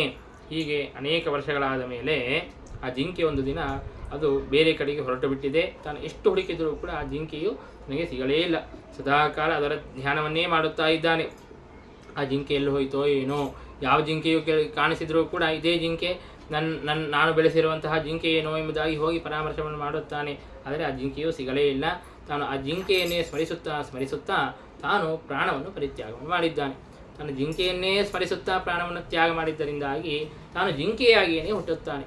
ಗೀತೆಯು ನಮಗೆ ತಿಳಿಸಿಕೊಡುತ್ತದೆ. ಯಂ ವಾಪಿ ಸ್ಮರನ್ ಭಾವಂ ತ್ಯಜತ್ಯಂತೆ ಕಲೇವರಂ ತಮೇವೈತಿ ಕೌಂತೆಯ ಎಂಬುದಾಗಿ ಹೇಳಿದಂತೆ ಸದಾ ತದ್ಭಾವಭಾವಿತ. ಹಾಗಾಗಿ ಜಿಂಕೆಯನ್ನೇ ಸ್ಮರಣೆ ಮಾಡುತ್ತಾ ತಾನು ಪ್ರಾಣತ್ಯಾಗ ಮಾಡಿದ್ದರಿಂದಾಗಿ ತಾನು ಜಿಂಕೆಯಾಗಿ ಹುಟ್ಟಿದ್ದಾನೆ. ಅದೇ ಆ ಗಂಡಕಿ ನದಿಯ ಸಮೀಪದಲ್ಲಿರುವಂತಹ ಪರ್ವತದಲ್ಲಿಯೇ ತಾನು ಹುಟ್ಟಿದ್ದಾನೆ. ಹುಟ್ಟಿ ತಾನು ತನಗೆ ದೈವಾತ್ ತನಗೆ ಹಿಂದಿನ ಜನ್ಮದ ಸ್ಮರಣೆಯೆಲ್ಲವೂ ಕೂಡ ಇದೆ. ಹಾಗಾಗಿ ತಾನು ಆ ಜಿಂಕೆಯಾಗಿ ಹುಟ್ಟಿದಾಗಲೂ ಕೂಡ ತಾನು ಇನ್ನು ಯಾವಾಗ ಕಾಲ ಬರುತ್ತದೆ, ಯಾವಾಗ ಈ ಕ್ಷುದ್ರವಾದಂತಹ ದೇಹವನ್ನು ಬಿಡೋಣ ಎಂಬುದಾಗಿಯೇ ಕಾಯುತ್ತಾ ಇದ್ದ. ಇನ್ನು ಆ ಕಾಲ ಅಂತ ಅನ್ನೋದು ಸಮೀಪಿಸಿದಾಗ ಅದೇ ಪವಿತ್ರವಾದಂತಹ ಆ ಗಂಡಕಿ ನದಿಯಲ್ಲಿ ತಾನು ತನ್ನ ದೇಹವನ್ನು ಪರಿತ್ಯಾಗವನ್ನು ಮಾಡಿದ್ದಾನೆ. ಪರ್ವತದ ಮೇಲಿಂದಾಗಿ ಧುಮುಕಿ ಆ ಪವಿತ್ರವಾದಂತಹ ಜಲದಲ್ಲಿ ಭಗವಂತನಿಗೆ ಆ ಭಗವಂತನ ಮೇಲೆ ಹರಿದು ಬರುವಂತಹ ನೀರು, ಎಲ್ಲ ಸಾಲಿಗ್ರಾಮಗಳು ಭಗವಂತನ ಸನ್ನಿಧಾನೋಪೇತವಾದಂತಹ ಸಾಲಿಗ್ರಾಮಗಳ ಮೇಲೆ ಹರಿದು ಬರುವಂತಹ ದಿವ್ಯವಾದಂತಹ ಪವಿತ್ರವಾದಂತಹ ನದಿಯಲ್ಲಿ ತನ್ನ ದೇಹವನ್ನು ಪರಿತ್ಯಾಗವನ್ನು ಮಾಡಿದ್ದಾನೆ. ಅವನೇ ಮುಂದೆ ಒಬ್ಬ ಬ್ರಾಹ್ಮಣನ ಮನೆಯಲ್ಲಿ ತಾನು ಹುಟ್ಟುತ್ತಾನೆ. ಅಂಗಿರಸ ಗೋತ್ರದಲ್ಲಿ ಹುಟ್ಟಿದಂತಹ ಶ್ರೇಷ್ಠನಾದಂತಹ ಬ್ರಾಹ್ಮಣ. ತನಗೆ ಇಬ್ಬರು ಹೆಂಡಂದಿರಿದ್ರು. ಒಬ್ಬ ಮೊದಲನೇ ಹೆಂಡತಿಯಲ್ಲಿ ನವ ಸೋದರ್ಯಾಂಗಜಾಹ ಬಹುವುಹು ಮಿಥುನಂಚ ಇವೀಯಸ್ಯಾಂ ಭಾರ್ಯಾಯ. ಮೊದಲನೇ ಹೆಂಡತಿಯಲ್ಲಿ 9 ಜನ ಮಕ್ಕಳು ಹುಟ್ಟಿದ್ದಾರೆ. ಎರಡನೇ ಹೆಂಡತಿಯಲ್ಲಿ ಇಬ್ಬರು ಮಿಥುನ ಅಂತಂದರೆ ಅವಳಿ ಜೋಳಿ ಮಕ್ಕಳು ಹುಟ್ಟಿದ್ದಾರೆ. ಆ ಎರಡನೇ ಹೆಂಡತಿಯಲ್ಲಿ ಹುಟ್ಟಿದವನೇ ಈ ಭರತ. ತಾನು ಒಬ್ಬ ಪುರುಷನ ಹುಟ್ಟಿದ್ದಾನೆ, ಮತ್ತೊಬ್ಬ ಸ್ತ್ರೀ ಹುಟ್ಟಿದ್ದಾಳೆ. ಹೀಗೆ ಆ ಬ್ರಾಹ್ಮಣನಿಗೆ ಅನೇಕ ಜನ ಮಕ್ಕಳಾಗಿದ್ದಾರೆ. ಅವನು ಹುಟ್ಟಿದಾಗಿನಿಂದ ತಾನು ಬಹಳ ಅಪ್ರಮತ್ತನಾಗಿದ್ದಾನೆ. ಹಿಂದೆ ಮಾಡಿದಂತಹ ತಪ್ಪನ್ನು ಮತ್ತೆ ಆಚರಣೆಯನ್ನು ಮಾಡಬಾರದು. ಒಂದು ಸಣ್ಣ ಜಿಂಕೆಯ ಮರೆಯ ಸಲುವಾಗಿ ನಾನು ನನ್ನ ತಪಸ್ಸನ್ನೆಲ್ಲವನ್ನು ಕೂಡ ಹಾಳು ಮಾಡಿಕೊಂಡೆ. ನಾನು ಆ ಶ್ರೇಷ್ಠವಾದಂತಹ ಆ ಮನುಷ್ಯ ಜನ್ಮವನ್ನು ಬಿಟ್ಟು ನಾನು ಮತ್ತೆ ಜಿಂಕೆ ಆಗುವಂತೆ ಆಯಿತು. ಹಾಗಾಗಿ ಈಗ ತಾನು ಚರಮದೇಹದಲ್ಲಿ ಇದ್ದಾನೆ. ಹಾಗಾಗಿ ಆ ಚರಮದೇಹದಲ್ಲಿ ಇದ್ದಾಗ ಸದಾಕಾಲ ಭಗವಂತನ ಧ್ಯಾನದಲ್ಲಿಯೇ ಇರಬೇಕು. ನಾನು ಇಂತಹ ತಪ್ಪನ್ನು ಮತ್ತೆ ಆಚರಣೆಯನ್ನು ಮಾಡಬಾರದು ಎಂಬುದಾಗಿ ಯಾವ ವಿಷಯದಲ್ಲೂ ಕೂಡ ತಾನು ಆಸಕ್ತಿಯನ್ನು ತೋರುತ್ತಾ ಇಲ್ಲ. ತನಗೆ ಮಾತು ಬಂದರೂ ಕೂಡ ಮಾತನಾಡುತ್ತಾ ಇಲ್ಲ, ಮೂಕನಂತೆ ಇದ್ದಾನೆ. ಅವರೆಲ್ಲರೂ ಕೂಡ ಇವನು ಮೂಕ ಅಂತಲೇ ತಿಳಿದು ಬಿಟ್ಟಿದ್ದಾರೆ. ಸ್ವಲ್ಪ ಕ್ರ್ಯಾಕು ಇದ್ದಾನೆ, ಸ್ವಲ್ಪ ಹುಚ್ಚ ಇದ್ದಾನೆ ಎಂಬುದಾಗಿ ತಿಳಿದು ಬಿಟ್ಟಿದ್ದಾರೆ. ಯಾವುದನ್ನು ಕೂಡ ತಾನು ಮಾಡುತ್ತಾ ಇರಲಿಲ್ಲ. ಯಾವ ಕೆಲಸ ಹೇಳಿದ್ರೂ ಕೂಡ ಸರಿಯಾಗಿ ಮಾಡುತ್ತಾ ಇರಲಿಲ್ಲ. ಎತ್ತು ಅಂತಂದರೆ ಎತ್ತು ಬಿಡೋದು, ಅದರಲ್ಲಿ ಏನಿದೆ, ಅದು ಕೆಳಗೆ ಬೀಳುತ್ತದೆಯಾ ಏನು, ಅದು ಏನು ಸಂಬಂಧ ಇಲ್ಲ. ಹಾಗೆ ತಾನು ಆ ಕೆಲಸಗಳನ್ನು ಮಾಡ್ತಾ ಇದ್ದ. ಅಂದರೆ ಯಾವುದರಲ್ಲಿಯೂ ಕೂಡ ಆಸಕ್ತಿಯನ್ನು ತೋರುತ್ತಾ ಇರಲಿಲ್ಲ. ತಂದೆ ತಾಯಿ ಅವರು ಎಷ್ಟರವರೆಗೆ ಇರುತ್ತಾರೋ, ಅವರ ಮಕ್ಕಳು ಹೇಗಿದ್ದರೂ ಕೂಡ ಅವರ ಮೇಲೆ ಪ್ರೀತಿಯನ್ನು ಮಾಡಿ ರಕ್ಷಣೆ ಮಾಡೇ ಮಾಡುತ್ತಾರೆ. ಹಾಗಾಗಿ ಅವನಿಗೆ ಉಪನಯನವನ್ನು ಮಾಡಿದ್ದಾನೆ. ತಂದೆ ಉಪನಯನವನ್ನು ಮಾಡಿ ಗಾಯತ್ರಿ ಉಪದೇಶವನ್ನು ಮಾಡಿದ್ದಾನೆ. ಆ ಗಾಯತ್ರಿ ಮಂತ್ರವನ್ನು ಉಪದೇಶವನ್ನು ಮಾಡಿ ಸಂಧ್ಯಾವಂದನೆ ಮಾಡಲಿಕ್ಕೆ ಅಂತ ಕೂಡಿಸಿದರೆ ಕೊಡ್ತಿದ್ದ, ಇಲ್ಲಾಂದರೆ ಕೊಡೋದೇ ಇಲ್ಲ. ಅಂದರೆ ಯಾವುದನ್ನು ಹೊರಗೆ ಮಾಡದೇ ಇದ್ದರೂ ಕೂಡ ಒಳಗೆ ಮಾತ್ರ ಎಲ್ಲ ಕರ್ಮಗಳನ್ನು ಆಚರಣೆ ಮಾಡುತ್ತಾ ತಾನು ಮಾನಸಿಕವಾಗಿ ಸದಾಕಾಲ ಭಗವಂತನ ಧ್ಯಾನದಲ್ಲಿಯೇ ಆಸಕ್ತನಾಗಿ ಇದ್ದ. ಆದರೆ ಹೊರಗೆ ಮಾತ್ರ ಯಾವುದನ್ನು ಪ್ರಕಟ ಮಾಡುತ್ತಾ ಇರಲಿಲ್ಲ. ನಾನೇನಾದರೂ ಚೆನ್ನಾಗಿದ್ದೇನೆ ಅಂತ ಗೊತ್ತಾಗ್ಬಿಟ್ರೆ ನನಗೆ ಅನೇಕ ಕೆಲಸಗಳನ್ನು ಹಚ್ಚುತ್ತಾರೆ, ನನಗೆ ಮದುವೆಯನ್ನು ಮಾಡಿಬಿಡುತ್ತಾರೆ, ಮತ್ತೆ ನಾನು ಈ ಸಂಸಾರದಲ್ಲಿಯೇ ನಾನು ಸಿಗಿಬೀಳುತ್ತೇನೆ. ಹಾಗಾಗಿ ಹಾಗೆ ಆಗೋದು ಬೇಡ ಎಂಬುದಾಗಿ ತಾನು ಹುಚ್ಚನಂತೆ ಅವನು ವರ್ತನೆಯನ್ನು ಮಾಡುತ್ತಾ ಇದ್ದಾನೆ. ತಂದೆ ತಾಯಿ ತಾವು ತೀರಿಕೊಂಡ ಮೇಲೆ ತಮ್ಮ ಅಣ್ಣಂದಿರೆಲ್ಲರೂ ಕೂಡ ಇವನನ್ನು ಮನೆಯಿಂದಾಗಿ ಹೊರಗೆ ಹಾಕಿದ್ದಾರೆ. ಅವನನ್ನು ಕೆಲಸದವನಂತೆ ಅವನನ್ನು ಟ್ರೀಟ್ ಮಾಡುತ್ತಾ ಇದ್ದಾರೆ. ಅವನಿಗೆ ಊಟವನ್ನು ಸರಿಯಾಗಿ ಹಾಕುತ್ತಾ ಇರಲಿಲ್ಲ. ರಾತ್ರಿ ಯಾವಾಗೋ ಮಾಡಿದ ಅನ್ನವನ್ನು ಮುಂದಿನ ದಿನ ಅವನಿಗೆ ಹಾಕ್ತಾ ಇದ್ರು. ಹಳಿಸಿ ಹೋಗಿರುವಂತಹ ಅನ್ನ, ಉದುರೋ ಅನ್ನ, ಎಂತಹ ಅನ್ನ ಇರುತ್ತದೋ ಅದನ್ನು ಹಾಕ್ತಾ ಇದ್ರು. ತಮಗೆ ಯಾವುದು ಬೇಡ ಆಗಿರ್ತದ ಹೊರಗೆ ಚೆಲ್ಲೋದು ಯಾಕ ಅಂತ ಹೇಳಿಬಿಟ್ಟು ಇವನಿಗೆ ಹಾಕ್ತಾ ಇದ್ರು. ಆದರೆ ಇವನು ಯಾವುದನ್ನು ಕೂಡ ಲೆಕ್ಕವನ್ನು ಮಾಡ್ತಾ ಇರಲಿಲ್ಲ. ತನಗೆ ರುಚಿ ಅಂತನ್ನೋದು ಇದೆ ಅಂತನ್ನೋದೇ ಮರೆತು ಬಿಟ್ಟಿದ್ದ. ತಾನು ಎಂತಹ ಅನ್ನವೇ ಇರಲಿ, ತಾನು ಬದುಕೋದಕ್ಕಾಗಿ ಅಂತ ಮಾತ್ರ ಅನ್ನವನ್ನು ತಿನ್ನುತ್ತಾ ಇದ್ದ. ಒಂದು ದಿನ ತನ್ನ ಅಣ್ಣಂದಿರೆಲ್ಲರೂ ಕೂಡ ಹೊಲ ಕಾಯೋದಕ್ಕಾಗಿ ಅಂತ ಹೊಲದಲ್ಲಿ ಕೂಡಿಸಿದ್ದಾರೆ. ಅವನು ಯಾವುದು ಏನು ಅಂತ ಕೇಳೋದಿಲ್ಲ. ಅವ ಏನು ಅಲ್ಲಿ ಕೂಡು ಅಂತ ಹೇಳಿಬಿಟ್ರೆ ಕೂತು ಬಿಟ್ಟಿದ್ದಾನೆ. ಮತ್ತು ಅಣ್ಣಂದರು ತಮ್ಮ ಕೆಲಸಕ್ಕಾಗಿ ಅಂತ ಹೊರಟು ಬಿಟ್ಟಿದ್ದಾರೆ. ಆ ಹೊಲದಲ್ಲಿ ತಾನು ಕೂತಿದ್ದಾನೆ. ಆಗ ಒಬ್ಬ ರಾಜ, ಶೂದ್ರ ರಾಜ, ತಾನು ಪಶುಬಲಿಯನ್ನು ಕೊಡಬೇಕು, ಭದ್ರಕಾಳಿಗೆ ಪಶುಬಲಿಯನ್ನು ಕೊಡಬೇಕು, ಮನುಷ್ಯ ಬಲಿಯನ್ನು ಕೊಡಬೇಕು ಅಂತ ಒಬ್ಬ ಮನುಷ್ಯನನ್ನು ಹಿಡಿದುಕೊಂಡು ಹೋಗುತ್ತಾ ಇದ್ದಾನೆ. ಮನುಷ್ಯ ಬಲಿ ಕೊಡ್ತೀವಿ ಅಂತಂದ್ರೆ ಇರ್ತಾರೆ ಅಂದರೆ ಅವರು ಅಂಜುಕೊಂಡು ಆ ಮನುಷ್ಯ ಹೇಗೋ ಮಾಡಿ ತಪ್ಪಿಸಿಕೊಂಡು ಹೊರಟು ಬಿಟ್ಟಿದ್ದಾನೆ. ಆಗ ಮತ್ತೊಬ್ಬ ಮನುಷ್ಯನನ್ನು ಹಿಡಿದುಕೊಂಡು ಬರ್ರಿ ಅಂತ ತನ್ನ ಸೇವಕರಿಗೆ, ಭೃತ್ಯರಿಗೆ ಆದೇಶವನ್ನು ಮಾಡಿದ್ದಾನೆ. ಆಗ ಅವರು ನೋಡುತ್ತಾರೆ, ಈ ಭರತ ತಾನು ಕಾಣಿಸುತ್ತಾನೆ. ಜಡಭರತ ಅಂತಲೇ, ಅವನು ಜಡದಂತೆ ಇದ್ದ ಹಾಗೆ ಜಡಭರತ ಅಂತಲೇ ಕರೆಯುತ್ತಾ ಇದ್ದರು. ಹಾಗೆ ಆ ಜಡಭರತನನ್ನು ಹಿಡಿದುಕೊಂಡು ಬಂದಿದ್ದಾರೆ. ಬಾ ಅಂತ ಕರೆದರೆ ಬಂದು ಬಿಟ್ಟಿದ್ದಾನೆ. ಯಾಕೆ ಏನು ಅಂತ ಕೇಳೇ ಇಲ್ಲ. ಅವನನ್ನು ಕರೆದುಕೊಂಡು ಬಂದಿದ್ದಾರೆ. ಚೆನ್ನಾಗಿ ದಷ್ಟಪುಷ್ಟನಾಗಿದ್ದ. ಅವನನ್ನು ಕರೆದುಕೊಂಡು ಹೋಗಿದ್ದಾರೆ. ಚೆನ್ನಾಗಿ ಸ್ನಾನ ಮಾಡಿರಲಿಲ್ಲ. ಎಲ್ಲ ಜನಿವಾರೆಲ್ಲ ಕಪ್ಪು ಆಗಿಬಿಟ್ಟಿದೆ. ಅವನು ಬ್ರಾಹ್ಮಣನೇ ಅಲ್ಲ ಅಂತ ಅನಿಸಬೇಕು ಅವನನ್ನು ನೋಡಿದರೆ. ಹಾಗೆ ಇದ್ದಾನೆ. ಅವನಿಗೆ ಚೆನ್ನಾಗಿ ಸ್ನಾನಕ್ಕೆ ಹಾಕಿದ್ದಾರೆ. ಚೆನ್ನಾಗಿ ಸ್ನಾನಕ್ಕೆ ಹಾಕಿ ಪಂಚಭಕ್ಷ ಪರಮಾನ್ನವನ್ನು ತಿನ್ನಿಸಿದ್ದಾರೆ.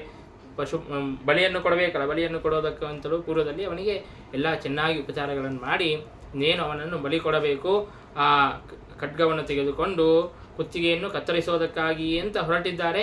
ಅಷ್ಟರಲ್ಲಿ ಭದ್ರಕಾಳಿ ಆ ಪ್ರತಿಮೆಯಿಂದಾಗಿ ತಾನೇ ಹೊರಗೆ ಬಂದು ಅಲ್ಲಿರುವಂತಹ ಎಲ್ಲ ದುಷ್ಟರನ್ನು ಸಂಹಾರ ಮಾಡಿಬಿಟ್ಟಿದ್ದಾಳೆ. ಆ ಶೂದ್ರರಾಜನ ರುಂಡವನ್ನು ಕೂಡ ಛೇದಿಸಿ ಆ ಎಲ್ಲ ರುಂಡಗಳ ಮಾಲೆಯನ್ನು ಧರಿಸಿದ್ದಾಳೆ. ಇಷ್ಟೆಲ್ಲ ಮಾಡಿ ಆ ಜಡಭರತನನ್ನು ತಾನು ರಕ್ಷಣೆ ಮಾಡಿದ್ದಾಳೆ ಭದ್ರಕಾಳಿ. ಏವಮೇವ ಖಲು ಮಹದಭಿಚಾರಾತಿಕ್ರಮ ಕಾರ್ಸ್ನೇನ ಆತ್ಮನೇ ಫಲತಿ. ಯಾರು ಈ ರೀತಿಯಾಗಿ ಮಹಾತ್ಮರ ಅತಿಕ್ರಮಣವನ್ನು ಮಾಡುತ್ತಾರೋ ಅವರಿಗೇನೆ ಹಾನಿ ಅಂತನ್ನೋದು ಆಗುತ್ತದೆ ಅಂತನ್ನೋದನ್ನು ತೋರಿಸಿಕೊಳ್ಳೋದಕ್ಕಾಗಿ ಭದ್ರಕಾಳಿ ಈ ರೀತಿಯಾಗಿ ಮಾಡಿದ್ದಾಳೆ. ಇಷ್ಟೆಲ್ಲ ರಕ್ಷಣೆ ಮಾಡಿದರೂ ಕೂಡ ತಾನು ಆ ಭದ್ರಕಾಳಿಗೂ ಕೂಡ ತಾನು ಕೃತಜ್ಞತೆಯನ್ನು ಸಮರ್ಪಣೆ ಮಾಡಬೇಕಲ್ಲ, ನಮಸ್ಕಾರಗಳನ್ನಾದರೂ ಮಾಡಬೇಕಲ್ಲ, ಅದು ಕೂಡ ಮಾಡುತ್ತಾ ಇಲ್ಲ. ಆದರೆ ಮನಸ ತಾನು ಎಲ್ಲ ಆದರವನ್ನು ನಮಸ್ಕಾರಗಳನ್ನು ಸಮರ್ಪಣೆಯನ್ನು ಮಾಡಿದ್ದಾನೆ. ಭದ್ರಕಾಳಿಯು ಮತ್ತೆ ಪ್ರತಿಮೆಯಲ್ಲಿ ಹೋಗಿ ಸನ್ನಿಹಿತಳಾಗಿದ್ದಾಳೆ. ಹೀಗೆ ಜಡಭರತ ತಾನು ಭದ್ರಕಾಳಿಯಿಂದಾಗಿ ರಕ್ಷಿತನಾಗಿದ್ದಾನೆ. ಮತ್ತೊಂದು ಸಲ ತಾನು ಹೀಗೆ ಹೊಳವನ್ನು ಕಾಯುತ್ತಾ ಕೂತಿದ್ದಾನೆ. ಆಗ ಒಬ್ಬ ರಾಜ, ರಹೂಗನ ಅನ್ನುವಂತಹ ಒಬ್ಬ ರಾಜ ತಾನು ಪಲ್ಲಕ್ಕಿಯಲ್ಲಿ ಬರೆಯುತ್ತಾ ಇದ್ದಾನೆ. ಆ ಪಲ್ಲಕ್ಕಿಯನ್ನು ಹೊರೆಯುವಂತಹ ಜನ ಏನಿರುತ್ತಾರೆ ಅದರಲ್ಲಿ ಒಬ್ಬನಿಗೆ ಸುಸ್ತಾಯಿತು. ಅವನಿಗೆ ಆ ಪಲ್ಲಕ್ಕಿಯನ್ನು ಹೊರಲಿಕ್ಕೆ ಸಾಧ್ಯವಾಗಲಿಲ್ಲ. ಮತ್ತೊಬ್ಬ ಪುರುಷ ಬೇಕು ಅಂತ ಹುಡುಕಿದ್ದಾರೆ. ಇವನು ಕಾಣಿಸಿದ್ದಾನೆ, ಚೆನ್ನಾಗಿ ದಷ್ಟಪುಷ್ಟನಾಗಿದ್ದ. ಇವನನ್ನು ಕರೆದುಕೊಂಡು ಬರೋಣ ಎಂಬುದಾಗಿ ಕರೆದುಕೊಂಡು ಬಂದಿದ್ದಾರೆ. ಅವನು ಕೂಡ ಅವರ ಜೊತೆಗೆ, ಆ ಬೋವಿಗಳ ಜೊತೆಗೆ ತಾನು ಕೂಡ ಪಲ್ಲಕ್ಕಿಯನ್ನು ಹೊರೆಯುತ್ತಾ ಇದ್ದಾನೆ. ಸ್ವಲ್ಪ ಹೊತ್ತಾಯಿತು, ರಾಜನಿಗೆ ಒಳಗೆ ಕೂತಿದ್ದಾನೆ, ಎಲ್ಲ ಅಸ್ತವ್ಯಸ್ತವಾಗುತ್ತಾ ಇದೆ. ಇಷ್ಟು ಹೊತ್ತು ಚೆನ್ನಾಗಿ ಪಲ್ಲಕ್ಕಿಯಲ್ಲಿ ಕೂತು ಹೋಗುತ್ತಾ ಇದ್ದಾನೆ, ಯಾವ ತ್ರಾಸೂ ಆಗಿಲ್ಲ. ಆದರೆ ಈಗ ಅವನಿಗೆ ತ್ರಾಸಾಗೋದು ಪ್ರಾರಂಭವಾಗಿದೆ. ಯಾಕೆಂದರೆ ಆ ಜಡಭರತ ತಾನೇನು ಮಾಡ್ತಾ ಇದ್ದ ಅಂತಂದರೆ, ನಡೆಯೋದು ತಾನು ಸೀದಾ ನಡೆಯುತ್ತಾ ಇರಲಿಲ್ಲ. ಮಧ್ಯದಲ್ಲಿ ಏನಾದರೂ ಇರಿವಿ ಬಂತು ಅಂತಂದರೆ ಅದರಲ್ಲಿ ಪರಮಾತ್ಮ ಸನ್ನಿಹಿತನಾಗಿರುತ್ತಾನೆ. ಅದನ್ನು ನಾವು ದಾಟಬಾರದು. ದಾಟಿದರೆ ಪರಮಾತ್ಮನ ಉಲ್ಲಂಘನೆಯನ್ನು ಮಾಡಿದಂತೆ ಆಗುತ್ತದೆ, ಅತಿಕ್ರಮಣೆಯನ್ನು ಮಾಡಿದಂತೆ ಆಗುತ್ತದೆ ಅಂತ ಹೇಳಿಬಿಟ್ಟು ತಾನು ಪಕ್ಕಕ್ಕಿನಿಂದಾಗಿ ಹಾರಿ ಹೋಗುತ್ತಾ ಇದ್ದ. ಹೀಗೆ ಸೊಟ್ಟಪಟ್ಟ ಹೋಗ್ತಾ ಇದ್ದರೆ ಒಳಗೆ ಕೂತವ್ರ ಗತಿ ಏನಾಗಬೇಕು? ತನಗೆ ಆ ಪಲ್ಲಕ್ಕಿ ತಾಕುತ್ತಾ ಇದೆ, ಬಹಳ ಪೀಡೆ ಅಂತ ಅನ್ನೋದು ಉಂಟಾಗುತ್ತಾ ಇದೆ. ಮತ್ತು ಬಹಳ ನಿಧಾನವಾಗಿ ಹೋಗುತ್ತಾ ಇದ್ದ. ಭಗವಂತನ ಧ್ಯಾನವನ್ನು ಮಾಡುತ್ತಾ ಬಹಳ ನಿಧಾನವಾಗಿ ಹೋಗುತ್ತಾ ಇದ್ದ. ರಾಜನಿಗೆ ಸಿಟ್ಟು ಬಂತು. ಆ ಬೋವಿಗಳನ್ನು ಬೈಯುತ್ತಾ ಇದ್ದಾನೆ, ಯಾಕೆ ಹೀಗೆ ಅಸ್ತವ್ಯಸ್ತವಾಗಿ ಹೋಗುತ್ತಾ ಇದ್ದೀರಿ, ಚೆನ್ನಾಗಿ ಕರೆದುಕೊಂಡು ಹೋಗ್ರಿ ಎಂಬುದಾಗಿ ಆ ಬೋವಿಗಳನ್ನು ಬೈದರೆ ಆಗ ಅವರು ಹೇಳುತ್ತಾರೆ, ನವಯಂ ನರದೇವ ಪ್ರಮತ್ತಾಹ ಭವನ್ ನಿಯಮ ಅನುಪತಾಹ ಸಾಧ್ಯೇವ ವಹಾಮಹ ಅಯಂ ಅಧುನೈವ ನಿಯುಕ್ತೋಪಿ ನ ಧೃತಂ ವ್ರಜತಿ ನ ಅನೇನ ಸಹ ಓಡುಂ ಇಹ ವಯಂ ಪಾರಯಾಮಹ. ನಾವು ಎಲ್ಲರೂ ಕೂಡ ಚೆನ್ನಾಗಿಯೇ ಹೊರೆಯುತ್ತಾ ಇದ್ದೇವೆ. ಇಷ್ಟೊತ್ತು ನಿನಗೇನಾದರೂ ತ್ರಾಸಾಯ್ತಾ ಹೇಳು. ಹೀಗೆ ತ್ರಾಸಾಗೋದು ನಿನಗೆ ಪ್ರಾರಂಭವಾಗಿದೆ. ಯಾಕಂತಂದರೆ ಇವನು ಆ ದೋಷಕ್ಕೆ ಕಾರಣ ಇವನೇ ಕಲ್ಪ್ರಿಟ್ ಆಗಿದ್ದಾನೆ, ನಮಗೇನು ಗೊತ್ತಿಲ್ಲ, ಬೇಕಾದರೆ ಇವನನ್ನು ಬೈ ಎಂಬುದಾಗಿ ಹೇಳುತ್ತಾ ಇದ್ದಾರೆ. ಇವನ ಜೊತೆಗೆ ನಮಗೆ ಬೋಯೆಯನ್ನು ಪಲ್ಲಕ್ಕಿಯನ್ನು ಹೊರೆಯೋದಕ್ಕೆ ಸಾಧ್ಯವಾಗೋದಿಲ್ಲ ಎಂಬುದಾಗಿ ಈ ರೀತಿಯಾಗಿ ಹೇಳಿದ್ದಾರೆ. ಆಗ ರಾಜ ಅವನಿಗೆ ಸ್ವಲ್ಪ ಬೈದಿದ್ದಾನೆ. ನೀನು ಬಹಳ ಹೊತ್ತಾಯಿತು ಹೊರೀತಾ, ನೀನು ಬಹಳ ಕೃಶನಾಗಿದ್ದಿ, ನೀನು ಏನೂ ಉಂಡೇ ಇಲ್ಲ, ಬಹಳ ದಿನವಾಯಿತು, ಬಹಳ ದೂರದಿಂದಾಗಿ ಪಲ್ಲಕ್ಕಿಯನ್ನು ಹೊತ್ತುಕೊಂಡು ಬಂದು ಬಹಳ ವೃದ್ಧನಾಗಿದ್ದಿ, ಹಾಗಾಗಿ ನಿನಗೆ ಹೊರೆಯಲಿಕ್ಕೆ ಆಗುತ್ತಾ ಇಲ್ಲ ಅಂತ ಹಿಂಗೆ ವಕ್ರವಾಗಿ ವ್ಯಂಗ್ಯವಾಗಿ ಮಾತನಾಡುತ್ತಾ ಇದ್ದಾನೆ. ಅಂತಂದರೆ ಈಗ ತಾನೇ ಹೊರೆಯೋದಕ್ಕಾಗಿ ಬಂದು, ಆದರೂ ನಿನಗೆ ಆಯಾಸ ಆಯಿತಾ, ಬಹಳ ದಷ್ಟಪುಷ್ಟನಾಗಿದ್ದಿ, ಹಾಗಿದ್ರೂ ಕೂಡ ಹೊರೆಯಲಿಕ್ಕೆ ಸಾಧ್ಯವಾಗುತ್ತಾ ಇಲ್ಲ ಅಂತ ಹಿಂಗೆ ವ್ಯಂಗ್ಯವಾದಂತಹ ಅರ್ಥ ತೋರುವಂತೆ ತಾನು ಬೈಯುತ್ತಾ ಇದ್ದಾನೆ. ಜಡಭರತ ತಾನು ಸುಮ್ಮನೆ ಇದ್ದಾನೆ, ಭಗವಂತನ ಧ್ಯಾನದಲ್ಲಿದ್ದಾನೆ, ತಾನು ಯಾವುದನ್ನು ಹಿಡಿಸ್ಕೊಳ್ಳಲೇ ಇಲ್ಲ. ಮತ್ತೆ ತನ್ನ ಒಂದು ಗತಿ ಹೇಗೆಯೋ ಹಾಗೇ ತಾನು ಹೋಗುತ್ತಾ ಇದ್ದಾನೆ. ಈಗ ರಾಜನಿಗೆ ಬಹಳ ಸಿಟ್ಟು ಬಂದಿದೆ, ಹೇಳಿದರೂ ಕೂಡ ಕೇಳುತ್ತಾ ಇಲ್ಲ ಅಂತ ಹೇಳಿಬಿಟ್ಟು ತಾನು ಭರತನಿಗೆ ಬೈಯುತ್ತಾ ಇದ್ದಾನೆ. ಕಿಮರೇತ್ವಂ ಜೀವನ್ಮೃತೋಸಿ ಮಾಂ ಕದರ್ಥೀಕೃತ್ಯ ಭರತೃಶಾಸನಂ ಅತಿಚರಸಿ ಪ್ರಮತ್ತಸ್ಥತೆ ಕರೋಮಿ ಚಿಕಿತ್ಸಾಂ ದಂಡಪಾನಿರಿವ ಜನತಾಯಾಹ ಯಥಾ ಪ್ರಕೃತಿಯನ್ನು ಸ್ವಾಂ ಭಜಿಷ್ಯಸಿ ಎಂಬುದಾಗಿ ಬೈಯುತ್ತಾ ಇದ್ದಾನೆ. ನೀನೇನು ಜೀವನ್ಮೃತನಂತೆ ಇದೆಯಾ, ನಾನು ಹೇಳಿದರೆ ಅರ್ಥವಾಗುತ್ತಾ ಇಲ್ಲ, ನಾನು ಎಲ್ಲದಕ್ಕೂ ಕೂಡ ಎಲ್ಲ ರಾಜ್ಯಕ್ಕೂ ಕೂಡ ರಾಜನಾಗಿದ್ದೇನೆ, ನಿನಗೆ ಶಾಸನೆಯನ್ನು ಮಾಡುತ್ತೇನೆ ಎಂಬುದಾಗಿ ಹೇಳುತ್ತಾ ಇದ್ದಾನೆ. ಇಷ್ಟೊತ್ತು ಸುಮ್ಮನೆ ಇರುವಂತಹ ಆ ಜಡಭರತ ತಾನು ಮಾತನಾಡೋದನ್ನು ಪ್ರಾರಂಭ ಮಾಡಿದ್ದಾನೆ. ರಾಜನಿಗೆ ಆಶ್ಚರ್ಯ ಆಗುತ್ತದೆ, ಇವನಿಗೆ ಮಾತು ಕೂಡ ಬರುತ್ತದೆ, ಅಮೂಕ ಅಂತ ತಿಳಿದಿದ್ದೆ ಎಂಬುದಾಗಿ ಅವನಿಗೆ ಆಶ್ಚರ್ಯವಾಗುತ್ತದೆ. ಆಗ ಜಡಭರತ ತಾನು ಹೇಳುತ್ತಾನೆ, ನೀನು ಬೈಯುತ್ತಾ ಇದ್ದಿ, ನನ್ನ ದೇಹವನ್ನು ಅವಹೇಳನೆ ಮಾಡುತ್ತಾ ಇದ್ದಿ, ಬಹಳ ದಪ್ಪವಾಗಿ ಇದ್ದಿ, ಬಹಳ ದೂರದಿಂದಾಗಿ ಹೊತ್ತುಕೊಂಡು ಬಂದಿ ಅಂತ. ಅದರ ಅರ್ಥ ನನಗೆ ಗೊತ್ತಾಯಿತು. ಅಂದರೆ ನನ್ನ ದೇಹ ಅಂತ ಅನ್ನೋದು ಕೃಶವಾಗಿ ಇಲ್ಲ, ಚೆನ್ನಾಗಿ ದಷ್ಟಪುಷ್ಟವಾಗಿದ್ದಿ, ದಪ್ಪವಾಗಿದ್ದಿ ಅಂತ ಬೈಯುತ್ತಾ ಇದ್ದಿ, ಬಹಳ ದೂರದಿಂದ ಹೊತ್ತುಕೊಂಡು ಬಂದಿಲ್ಲ, ಬಹಳ ಸ್ವಲ್ಪ ಕಾಲವೇ ಆಯಿತು ಹೊತ್ತುಕೊಂಡು ಅಂತ ಈ ರೀತಿಯಾಗಿ ಎಲ್ಲ ಹೇಳುತ್ತಾ ಇದೆಯಲ್ಲ. ಹೌದು, ನೀನು ಹೇಳಿದ್ದೆಲ್ಲವೂ ಕೂಡ ಸತ್ಯನೇ ಆಗಿದೆ. ದೇಹದಲ್ಲಿ ದಪ್ಪವಾಗಿದೆ ಅಂತ ನೀನು ಬೈದರೆ ನನಗೇನು ಅದರಿಂದಾಗಿ ದುಃಖವಾಗೋದೇ ಇಲ್ಲ. ಯಾಕಂದರೆ ನನಗೆ ದೇಹದ ಮೇಲೆ ಅಭಿಮಾನವೇ ಇಲ್ಲ, ದಪ್ಪತನವಂತೂ ನನ್ನಲ್ಲಿ ಇಲ್ಲ, ಆ ದೇಹದಲ್ಲಿ ಇದೆ. ಆ ದೇಹಕ್ಕೆ ಏನು ಬೈದರೂ ಕೂಡ ನನಗೆ ಅದರ ಮೇಲೆ ಅಭಿಮಾನವಿಲ್ಲದೇ ಇದ್ದದರಿಂದಾಗಿ ನನಗೆ ದುಃಖವಾಗೋದಿಲ್ಲ. ಮತ್ತು ಬಹಳ ದೂರದಿಂದಾಗಿ ಹೊತ್ತುಕೊಂಡು ಬಂದು ಅಂತ ಈ ರೀತಿಯಾಗಿ ಎಲ್ಲ ಹೇಳುತ್ತಾ ಇದೆಯಲ್ಲ. ಹೌದು, ನಾನು ನಡೆದದ್ದು ನಾನಲ್ಲ, ಹೊತ್ತದ್ದು ನಾನಲ್ಲ ಎಂಬುದಾಗಿ ಈ ರೀತಿಯಾಗಿ ಹೇಳುತ್ತಾ ಇದ್ದಾನೆ. ಎಲ್ಲರನ್ನೂ ಕೂಡ ಪರಮಾತ್ಮನೇ ಮಾಡಿಸುತ್ತಾ ಇದ್ದಾನೆ ಎಂಬುದಾಗಿ, ಪರಮಾತ್ಮನೇ ಸ್ವತಂತ್ರನಾಗಿದ್ದಾನೆ ಇತ್ಯಾದಿಯಾಗಿ ಅನೇಕ ಉಪದೇಶಗಳನ್ನು ಮಾಡಿದ್ದಾನೆ. ಆಗ ತಾನು ರಘುಗನ ರಾಜ ಕೂಡಲೇ ಆ ಪಲ್ಲಕ್ಕಿಯಿಂದಾಗಿ ಇಳಿದಿದ್ದಾನೆ. ಇಳಿದು ತಾನು ತನ್ನ ಅಪರಾಧವನ್ನು ಕ್ಷಮಿಸಬೇಕು ಎಂಬುದಾಗಿ ಪ್ರಾರ್ಥನೆಯನ್ನು ಮಾಡಿಕೊಳ್ಳುತ್ತಾ ಇದ್ದಾನೆ. ತಾನು ನೋಡುತ್ತಾನೆ ಜಡಭರತನನ್ನು, ಜನಿವಾರವನ್ನು ಹಾಕಿಕೊಂಡಿದ್ದಾನೆ. ನೋಡಲಿಕ್ಕೆ ಬ್ರಾಹ್ಮಣ ಅಂತ ಅನಿಸಲಿಲ್ಲ, ಆದರೆ ಆ ಜನಿವಾರ ನೋಡಿ ಇವನು ಬ್ರಾಹ್ಮಣ ಅಂತ ಗುರುತು ಹಿಡಿದಿದ್ದಾನೆ. ತಾನು ತನ್ನ ಅಪರಾಧವನ್ನು ಕ್ಷಮಿಸಬೇಕು ಅಂತ ಪ್ರಾರ್ಥನೆಯನ್ನು ಮಾಡುತ್ತಾ ಇದ್ದಾನೆ. ನಾಹಂ ವಿಶಂಕೆ ಸುರರಾಜ ವಜ್ರಾನ್ ನತ್ಯಕ್ಷ ಶೂಲಾನ್ನ ಯಮಸ್ಯ ದಂಡಾತ್ ನಾಗ್ನಿರ್ಕ ಸೋಮಾನಿ ಲವಿತ್ತ ಪಾಸ್ತಾತ್ ಶಂಕೆ ಭೃಶಂ ಬ್ರಹ್ಮ ಕುಲಾವಮಾನಾತ್. ನನಗೆ ಏನು ಇಂದ್ರನ ವಜ್ರಾಯುಧದಿಂದಾಗಿ ಆಗಲಿ, ರುದ್ರದೇವರ ಶೂಲದಿಂದಾಗಿ ಆಗಲಿ, ಯಾವುದರಿಂದಲೂ ಕೂಡ ಎಲ್ಲ ದೇವತೆಗಳ ಎಲ್ಲ ಆಯುಧಗಳಿಂದಲೂ ಕೂಡ ನನಗೆ ಭಯ ಅಂತ ಅನ್ನೋದಿಲ್ಲ. ಆದರೆ ಶಂಕೆ ಭೃಶಂ ಬ್ರಹ್ಮ ಕುಲಾವಮಾನಾತ್, ಬ್ರಾಹ್ಮಣರಿಗೆ ಅವಮಾನವನ್ನು ಮಾಡಬೇಕು ಅಂತಂದರೆ ನಾನು ಬಹಳ ಹೆದರುತ್ತೇನೆ. ಯಾಕಂದರೆ ಅವರೇನಾದರೂ ನಮ್ಮ ಮೇಲೆ ಕುಪಿತರಾದರು ಅಂತಂದರೆ ನಮ್ಮ ಇಡೀ ವಂಶವೇ ಅದು ನಾಶವಾಗಿ ಹೋಗುತ್ತದೆ. ಹಾಗಾಗಿ ನೀನು ಬ್ರಾಹ್ಮಣ ಇದ್ದಂತೆ ತೋರುತ್ತಾ ಇದೆಯಾ, ನೀನೇನಾದರೂ ನಾನು ಕಪಿಲ ಋಷಿಗಳಿಂದಾಗಿ, ಕಪಿಲ ಮುನಿಗಳಿಂದಾಗಿ ಉಪದೇಶವನ್ನು ಪಡೆಯೋದಕ್ಕಾಗಿ ಅಂತ ಹೊರಟಿದ್ದೇನೆ, ಆ ಕಪಿಲ ಮುನಿಯೇ ಇಂತಹ ವೇಷದಲ್ಲಿ ಬಂದಿದ್ಯಾ ಏನು ಎಂಬುದಾಗಿ ತಾನು ತನ್ನ ಅಪರಾಧವನ್ನು ಕ್ಷಮಿಸಬೇಕು ಎಂಬುದಾಗಿ ಪ್ರಾರ್ಥನೆಯನ್ನು ಮಾಡಿಕೊಂಡಿದ್ದಾನೆ. ಆಗ ತನ್ನ ಅನೇಕ, ನಾನು ಕಪಿಲ ಮುನಿ ಹತ್ರ ಹೋಗಬೇಕಾಗಿಲ್ಲ, ನಿನ್ನ ಹತ್ರೇನೆ ನನ್ನ ಸಂದೇಹಗಳನ್ನು ಎಲ್ಲವನ್ನು ಕೂಡ ಪರಿಹಾರ ಮಾಡಿಕೊಳ್ಳುತ್ತೇನೆ ಎಂಬುದಾಗಿ ತನ್ನ ಅನೇಕ ಸಂಶಯಗಳನ್ನು ಕೇಳಿ ಆ ಜಡಭರತನಿಂದಾಗಿ ಉತ್ತರವನ್ನು ಪಡೆದಿದ್ದಾನೆ. ಹೀಗೆ ಜಡಭರತ ತಾನು ಯಾವುದರಲ್ಲಿಯೂ ಕೂಡ ಆಸಕ್ತನಾಗದೇನೆ ರಘುಗಣ ರಾಜ ತಾನು ಯೋಗ್ಯನಾಗಿದ್ದ ಹಾಗಾಗಿ ತನಗೆ ಆ ತತ್ವೋಪದೇಶಗಳನ್ನೆಲ್ಲವನ್ನು ಕೂಡ ಮಾಡಿದ್ದಾನೆ.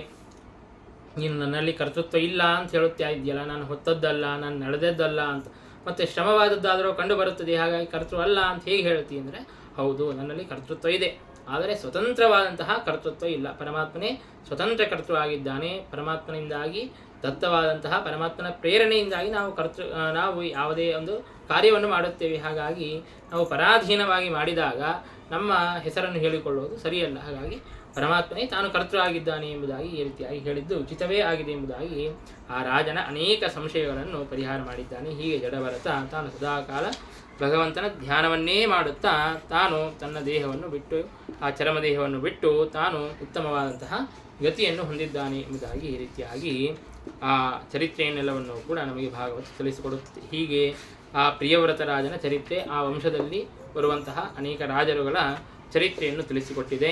ಇನ್ನು ಮುಂದೆ ಆ ಪ್ರಚೇತಸರ ಒಂದು ಕಥೆಯನ್ನು ಹೇಳುತ್ತಾರೆ. ಹಿಂದೆ ನಾವು ಕೇಳಿದ್ವಿ, ಪ್ರಚೇತಸರು ತಾವು ತಪಸ್ಸನ್ನು ಮಾಡೋದಕ್ಕಾಗಿ ಅಂತ ಸಮುದ್ರಕ್ಕೆ ಹೋಗಿದ್ರು ಅಂತ. ಆ ತಪಸ್ಸನ್ನು ಆಚರಣೆಯನ್ನು ಮಾಡಿ ಬಂದ ಮೇಲೆ ಆಗ ಅದಕ್ಕಿಂತಲೂ ಮೊದಲು ಪಂಚಮಸ್ಕಂದದ ಅಂತ್ಯದಲ್ಲಿ ಅನೇಕ ಭೂಗೋಳ ಖಗೋಳಗಳ ವರ್ಣನೆಯನ್ನು ಮಾಡಿ ಅನೇಕ ನರಕಗಳನ್ನು ವರ್ಣಿಸುತ್ತಾರೆ. ಆ ನರಕಗಳನ್ನು ವರ್ಣಿಸಿದ ಮೇಲೆ ಅನೇಕ ಲಕ್ಷಾವಧಿ ನರಕಗಳಿವೆ.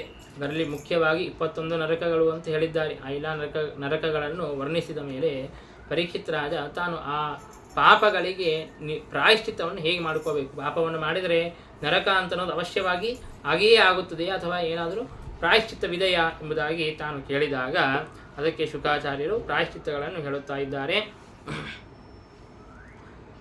ತಾನು ದೋಷಸ್ಥೆ ದೃಷ್ಟ ಗುರುಲಾಘವಂ ಯಥಾ ಭಿಷಕ್ ಚಿಕಿತ್ಸೇತ ರುಜಾಂ ನಿಧಾನವಿತ್.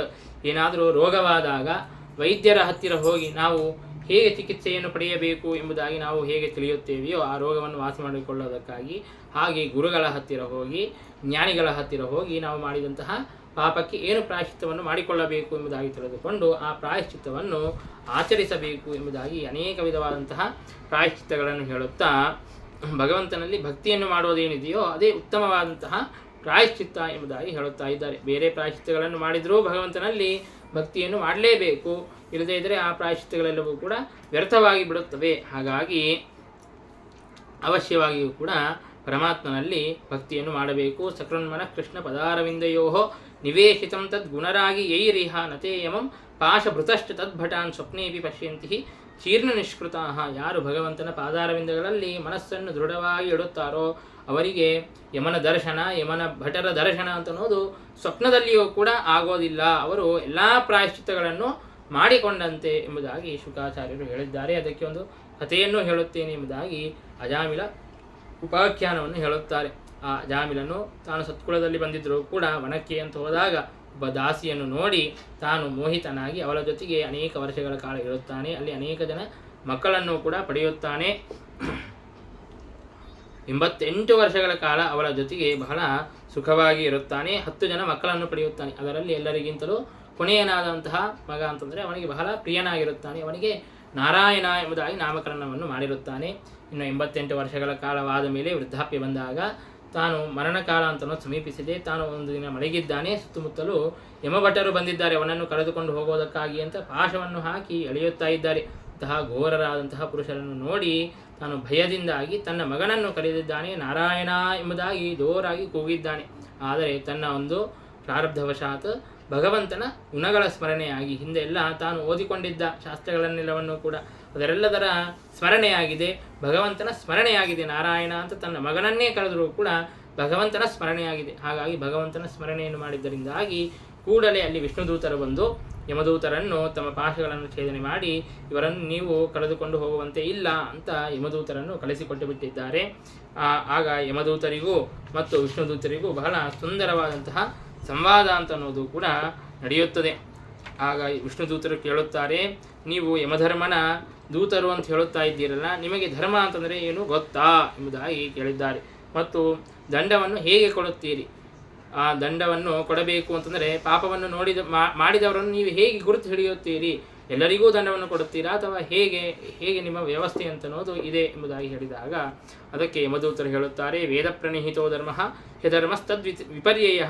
ವೇದವು ಯಾವುದನ್ನು ಧರ್ಮ ಅಂತ ಹೇಳುತ್ತದೆಯೋ ಅದು ಧರ್ಮ, ವೇದವು ಯಾವುದನ್ನು ನಿಷೇಧ ಮಾಡುತ್ತದೆಯೋ ಅದು ಅಧರ್ಮ ಎಂಬುದಾಗಿ ವೇದಗಳು ವಿಧಾನ ಮಾಡಿದ್ದು. ಧರ್ಮ ಯಾವುದು ವೇದಗಳನ್ನು ನಿಷೇಧ ಮಾಡುತ್ತದೆಯೋ ಅದು ಅಧರ್ಮ. ವೇದವು ನಾರಾಯಣ ಸಾಕ್ಷಾತ್ ಎಂಬುದಾಗಿ ಭಗವಂತನಿಗೆ ಯಾವುದು ಪ್ರಿಯ ಅದು ಧರ್ಮ ಎಂಬುದಾಗಿ ಈ ರೀತಿಯಾಗಿ ತಾವು ಹೇಳಿದ್ದಾರೆ. ಇನ್ನು ಪಾಪಗಳನ್ನು ಮಾಡಿದವರನ್ನು ಗುರುತಿಸೋದು ಹೇಗೆ ಅಂದರೆ ಸಾಕ್ಷಿಗಳು ಇದ್ದಾರೆ. ಸೂರ್ಯ ಅಗ್ನಿ ಖಂ ಮರುದ್ಗಾವ ಸೋಮಸ್ಸಂಧ್ಯಾಹನಿ ದಿಶಃ ಎಂಬುದಾಗಿ ಇವರೆಲ್ಲರೂ ಕೂಡ ಸಾಕ್ಷಿಗಳಾಗಿದ್ದಾರೆ.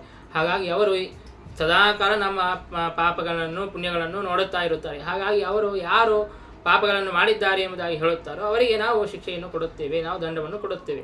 ಇನ್ನು ದಂಡ ಎಲ್ಲರಿಗೂ ಕೊಡುತ್ತೀರಾ ಏನು ಅಂತಂದರೆ ಹೌದು, ಅವಶ್ಯವಾಗಿಯೂ ಕೂಡ ಎಲ್ಲರಿಗೂ ಕೊಟ್ಟೇ ಕೊಡುತ್ತೇವೆ. ಯಾಕಂದರೆ ಪ್ರಾಯ ಎಲ್ಲರೂ ಕೂಡ ಏನೋ ಒಂದು ಪಾಪವನ್ನು ಆಚರಣೆಯನ್ನು ಮಾಡೇ ಇರುತ್ತಾರೆ. ಹಾಗಾಗಿ ನಾವು ಎಲ್ಲರಿಗೂ ಕೂಡ ದಂಡವನ್ನು ಕೊಡುತ್ತೇವೆ. ನಹಿ ಕಷ್ಟೇ ಕ್ಷಣಮಪಿ ಜಾತು ತಿಷ್ಠತ್ಯಕರ್ಮ ಕರುತ ಕಾರ್ಯತೆ ಹವಶಕರ್ಮ ಸರ್ವ ಪ್ರಕೃತಿ ಜೈರ್ಗುಣೈ.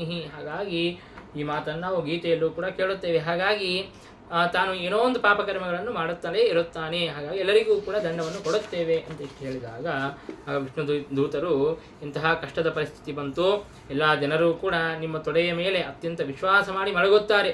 ಯಸ್ಯಾಂಕೆ ಶಿರ ಆದಾಯ ಜನಸ್ವಪಿತಿ ನಿರ್ವೃತಃ ಎಂಬುದಾಗಿ ತಾವು ಹೇಳುತ್ತಾರೆ. ಲೋಕಸ್ವಪಿತಿ ನಿರ್ವೃತಃ, ಅಷ್ಟು ವಿಶ್ವಾಸವನ್ನು ನಿಮ್ಮ ಮೇಲೆ ಇಟ್ಟಿದ್ದಾರೆ.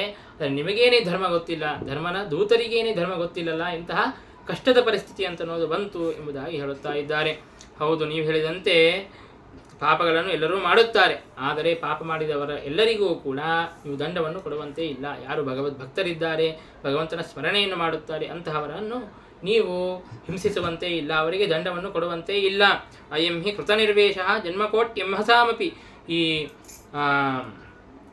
ಈ ಪುರುಷ ತಾನು ಅನೇಕ ಪಾಪಗಳನ್ನು ಮಾಡಿದ್ದಾನೆ ಅಜಾಮಿಲ ಅಂತ ಹೇಳುತ್ತಾ ಇದ್ದೀರಲ್ಲ, ಹೌದು, ಅವನು ಅನೇಕ ಅಪರಾಧಗಳನ್ನು ಮಾಡಿದ್ದಾನೆ, ಪಾಪಗಳನ್ನು ಮಾಡಿದ್ದಾನೆ. ಆದರೆ ತಾನು ಯಾವಾಗ ನಾರಾಯಣನ ಸ್ಮರಣೆಯನ್ನು ಮಾಡಿದ್ದಾನೋ ಆವಾಗ ಕೋಟಿ ಜನ್ಮಗಳ ಪಾಪವನ್ನು ಕೂಡ ತಾನು ಪರಿಹಾರ ಮಾಡಿಕೊಂಡು ಬಿಟ್ಟಿದ್ದಾನೆ. ಇದರ ಮೇಲೆ ನಿಮಗೆ ವಿಶ್ವಾಸ ಇರಲಿಲ್ಲ ಅಂತಂದರೆ ಬೇಕಾದರೆ ನಿಮ್ಮ ಸ್ವಾಮಿಯಾದಂತಹ ಯಮನನ್ನು ಹೋಗಿ ಕೇಳ್ರಿ. ಆಗ ಒಂದು ಮಾತನ್ನು ಹೇಳುತ್ತಾರೆ, ಸಾಂಕೇತ್ಯಂ ಪಾರಿಹಾಸ್ಯಂ ವಾ ಸ್ತೋಭಂ ಹೇಳನಮೇವ ವಾ ವೈಕುಂಠ ನಾಮಗ್ರಹಣಂ ಅಶೇಷಾಗಹರಂ ವಿದುಹು.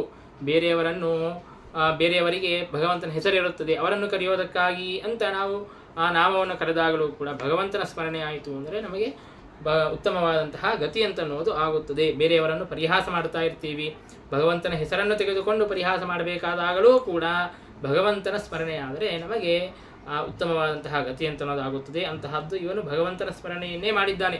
ಬೇರೆಯವರಿಗೆ ಪರಿಹಾಸಾದಿಗಳನ್ನು ಮಾಡಬೇಕಾದಾಗಲೂ ಆಗ ಭಗವಂತನ ಸ್ಮರಣೆ ಆದರೆ ಉತ್ತಮವಾದಂತಹ ಗತಿ ಆಗುತ್ತದೆ ಅಂತಂದ ಮೇಲೆ ಇವನು ಭಕ್ತಿಯಿಂದಾಗಿ ಭಗವಂತನ ನಾಮವನ್ನು ಸ್ಮರಣೆ ಮಾಡಿದ್ದಾನೆ. ಭಗವಂತನ ಸ್ಮರಣೆಯನ್ನು ಮಾಡಿದ ಮೇಲೆ ಇವನಿಗೆ ಹೇಗೆ ನೀವು ದಂಡವನ್ನು ಕೊಡುತ್ತೀರಿ?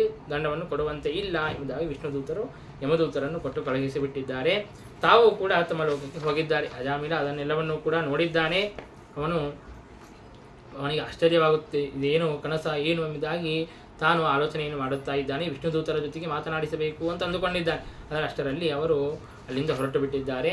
ಆಗ ತಾನು ಮಾಡಿದಂತಹ ತಪ್ಪುಗಳಿಗೆಲ್ಲದಕ್ಕೂ ಕೂಡ ಆತನಿಗೆ ಬಹಳ ಪಶ್ಚಾತ್ತಾಪವಾಗುತ್ತದೆ. ಆ ಎಲ್ಲ ವಿಷಯಗಳಲ್ಲಿಯೂ ಕೂಡ ಸಂಘವನ್ನು ಪರಿತ್ಯಾಗವನ್ನು ಮಾಡಿ ಹರಿದ್ವಾರಕ್ಕೆ ಬಂದು ತಾನು ಭಗವಂತನ ಸದಾಕಾಲ ಧ್ಯಾನವನ್ನು ಮಾಡುತ್ತಾ ಸಾಧನೆಯನ್ನು ಮಾಡಿಕೊಂಡು ತಾನು ಮತ್ತೆ ಆ ಗಂಗಾ ತೀರದಲ್ಲಿ ತಾನು ದೇಹವನ್ನು ಪರಿತ್ಯಾಗ ಮಾಡುವಂತಹ ಸಂದರ್ಭದಲ್ಲಿ ಹಿಂದೆ ಏನು ವಿಷ್ಣುದೂತರು ಬಂದಿದ್ರೋ ಅವರೇ ವಿಮಾನವನ್ನು ತೆಗೆದುಕೊಂಡು ಬಂದು ಅವನನ್ನು ಕರೆದುಕೊಂಡು ಹೋಗುತ್ತಾರೆ ಎನ್ನುವಂತಹ ಕಥೆಯನ್ನು ನಮಗೆ ತಿಳಿಸಿಕೊಡುತ್ತಾರೆ. ಈ ಕಡೆಗೆ ಯಮದೂತರು ತಾವು ಹೋಗಿ ಯಮನಿಗೆ ಕೇಳಿದ್ದಾರೆ, ನಾವು ನೀನೇ ಎಲ್ಲರಿಗಿಂತಲೂ ಕೂಡ ಉತ್ತಮ ಸರ್ವೋತ್ತಮ ಅಂತ ಭಾವಿಸಿದ್ದಿ, ಅನೇಕ ಜನ ಲೋಕವನ್ನು ಶಾಸನೆ ಮಾಡುವವರು ಇದ್ದಾರೆಯಾ ಎಂಬುದಾಗಿ ತಾವು ಪ್ರಶ್ನೆಯನ್ನು ಮಾಡುತ್ತಾ ಇದ್ದಾರೆ. ಆಗ ಯಾಕೆ ಈ ರೀತಿಯಾಗಿ ಪ್ರಶ್ನೆಯನ್ನು ಮಾಡುತ್ತಾ ಇದ್ದೀರಿ ಅಂತ ಹೇಳಿದಾಗ ಯಮದೂತರು ತಾವು ಎಲ್ಲ ಕಥೆಯನ್ನು ತಿಳಿಸಿಕೊಟ್ಟಿದ್ದಾರೆ. ಹೀಗೆ ಅಜಾಮಿಲನನ್ನು ಕರೆದುಕೊಂಡು ಬರೋದಕ್ಕಾಗಿ ಅಂತ ಹೋಗಿದ್ವಿ, ತಾನು ನಾರಾಯಣ ಅಂತ ಕೂಗಿದ ಅಂತ ಹೇಳಿಬಿಟ್ಟು ವಿಷ್ಣುದೂತರು ಬಂದು ನಮ್ಮನ್ನು ನಿವಾರಣೆ ಮಾಡಿದ್ದಾರೆ ಅಂತಿಷ್ಟೆಲ್ಲ ಹೇಳಿದ ಮೇಲೆ ಆಗ ಯಮ ಹೇಳುತ್ತಾನೆ, ನೀವು ಏನು ತಿಳಿದುಕೊಂಡಿದ್ದೀರೋ ಅದು ಬಹಳ ತಪ್ಪು. ನಾನೇ ಸರ್ವೋತ್ತಮ ಅಲ್ಲನೇ ಅಲ್ಲ, ಭಗವಂತ ನಾರಾಯಣ ತಾನೇ ಸರ್ವೋತ್ತಮ. ಪರೋ ಮದನ್ಯೋ ಜಗತಸ್ತಸ್ತುಶ್ಚ ಓತಂ ಪ್ರೋತಂ ಪಟವದ್ ಯತ್ರ ವಿಶ್ವಂ ಇದಂ ಶತೋಸ್ಯ ಸ್ಥಿತಿ ಜನ್ಮ ನಾಶಾಹ ನಸ್ಯೋತವದ್ಯಸ್ಯ ವಶೇ ಚ ಲೋಕಃ ಇತ್ಯಾದಿಯಾಗಿ ಭಗವಂತನ ಸರ್ವೋತ್ತಮತ್ವವನ್ನು ಪ್ರತಿಪಾದನೆ ಮಾಡಿ ತಾನು ಹೇಳುತ್ತಾನೆ. ಭಗವಂತನಲ್ಲಿ ಮೊದಲಿಗೆ ಕ್ಷಮೆಯನ್ನು ಯಾಚನೆ ಮಾಡುತ್ತಾನೆ. ನನ್ನ ದೂತರು ಮಾಡಿದಂತಹ ಅಪರಾಧವನ್ನು ಕ್ಷಮಿಸಬೇಕು. ತತ್ಕ್ಷಮ್ಯತಾಂಸ ಭಗವಾನ್ ಪುರುಷ ಪುರಾಣ ನಾರಾಯಣ ಸ್ವಪುರುಷೈ ಯದಸತ್ಕೃತಂನಃ ಎಂಬುದಾಗಿ ತಾನು ಕ್ಷಮೆಯನ್ನು ಯಾಚನೆ ಮಾಡುತ್ತಾನೆ. ಆ ಯಮದೂತರಿಗೆ ಹೇಳುತ್ತಾನೆ, ಇನ್ನು ಮೇಲೆ ಎಂದೂ ಕೂಡ ವಿಷ್ಣು ಭಕ್ತರ ಹತ್ತಿರ ನೀವು ಹೋಗಬೇಡ್ರಿ.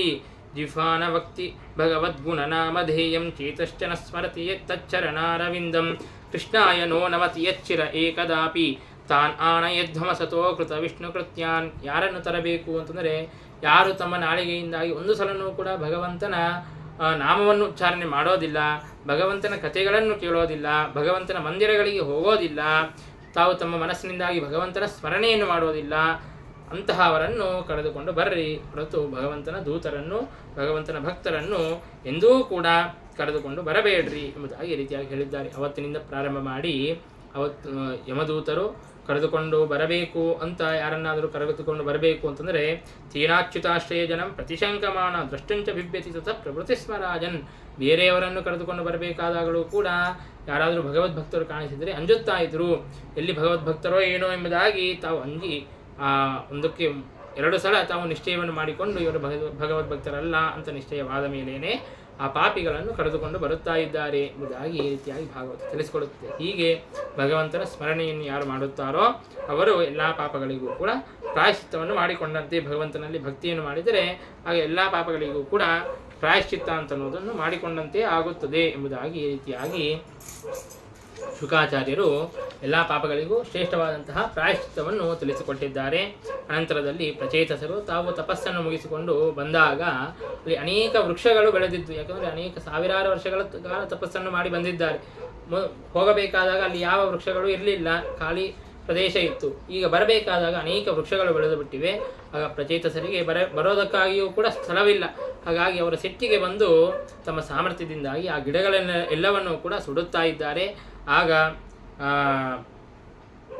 ವರುಣ ತಾನು ಆ ಎಲ್ಲ ವನಸ್ಪತಿಗಳಿಗೂ ಕೂಡ ಅಧಿಪತಿಯಾಗಿ ತಾನು ಬಂದು ಆ ವೃಕ್ಷಗಳೆಲ್ಲವೂ ಕೂಡ ಒಬ್ಬ ಸ್ತ್ರೀಯನ್ನು ಬೆಳೆಸಿರುತ್ತಾರೆ, ವಾರ್ಕ್ಷಿ ಅನ್ನುವಂತಹ ಸ್ತ್ರೀ. ಆ ಸ್ತ್ರೀಯನ್ನು ಕೊಟ್ಟು ಅವರಿಗೆ ವಿವಾಹವನ್ನು ಮಾಡುತ್ತಾರೆ. ಆಗ ಆ ವಾರ್ಕ್ಷಿಯನ್ನು ಪಡೆದು ಅವರೆಲ್ಲರೂ ಕೂಡ ಶಾಂತರಾಗುತ್ತಾರೆ. ತಾವು ಆ ವಾರ್ಕ್ಷಿಯನ್ನು ಪಡೆದುಕೊಂಡು ಮತ್ತೆ ತಾವು ತಿರುಗಿ ಮನೆಗೆ ಹೋಗುತ್ತಾರೆ. ಆ ಪ್ರಚೇತಸರಿಂದಾಗಿ ದಕ್ಷ ಪ್ರಜಾಪತಿ ತಾನು ಹುಟ್ಟುತ್ತಾನೆ. ಹಿಂದೆ ಬ್ರಹ್ಮದೇವರಿಂದಾಗಿ ಹುಟ್ಟಿದ್ದ, ಈಗ ಮತ್ತೆ ಪ್ರಚೇತಸನಿಂದಾಗಿ ದಕ್ಷ ತಾನು ಹುಟ್ಟಿದ್ದಾನೆ.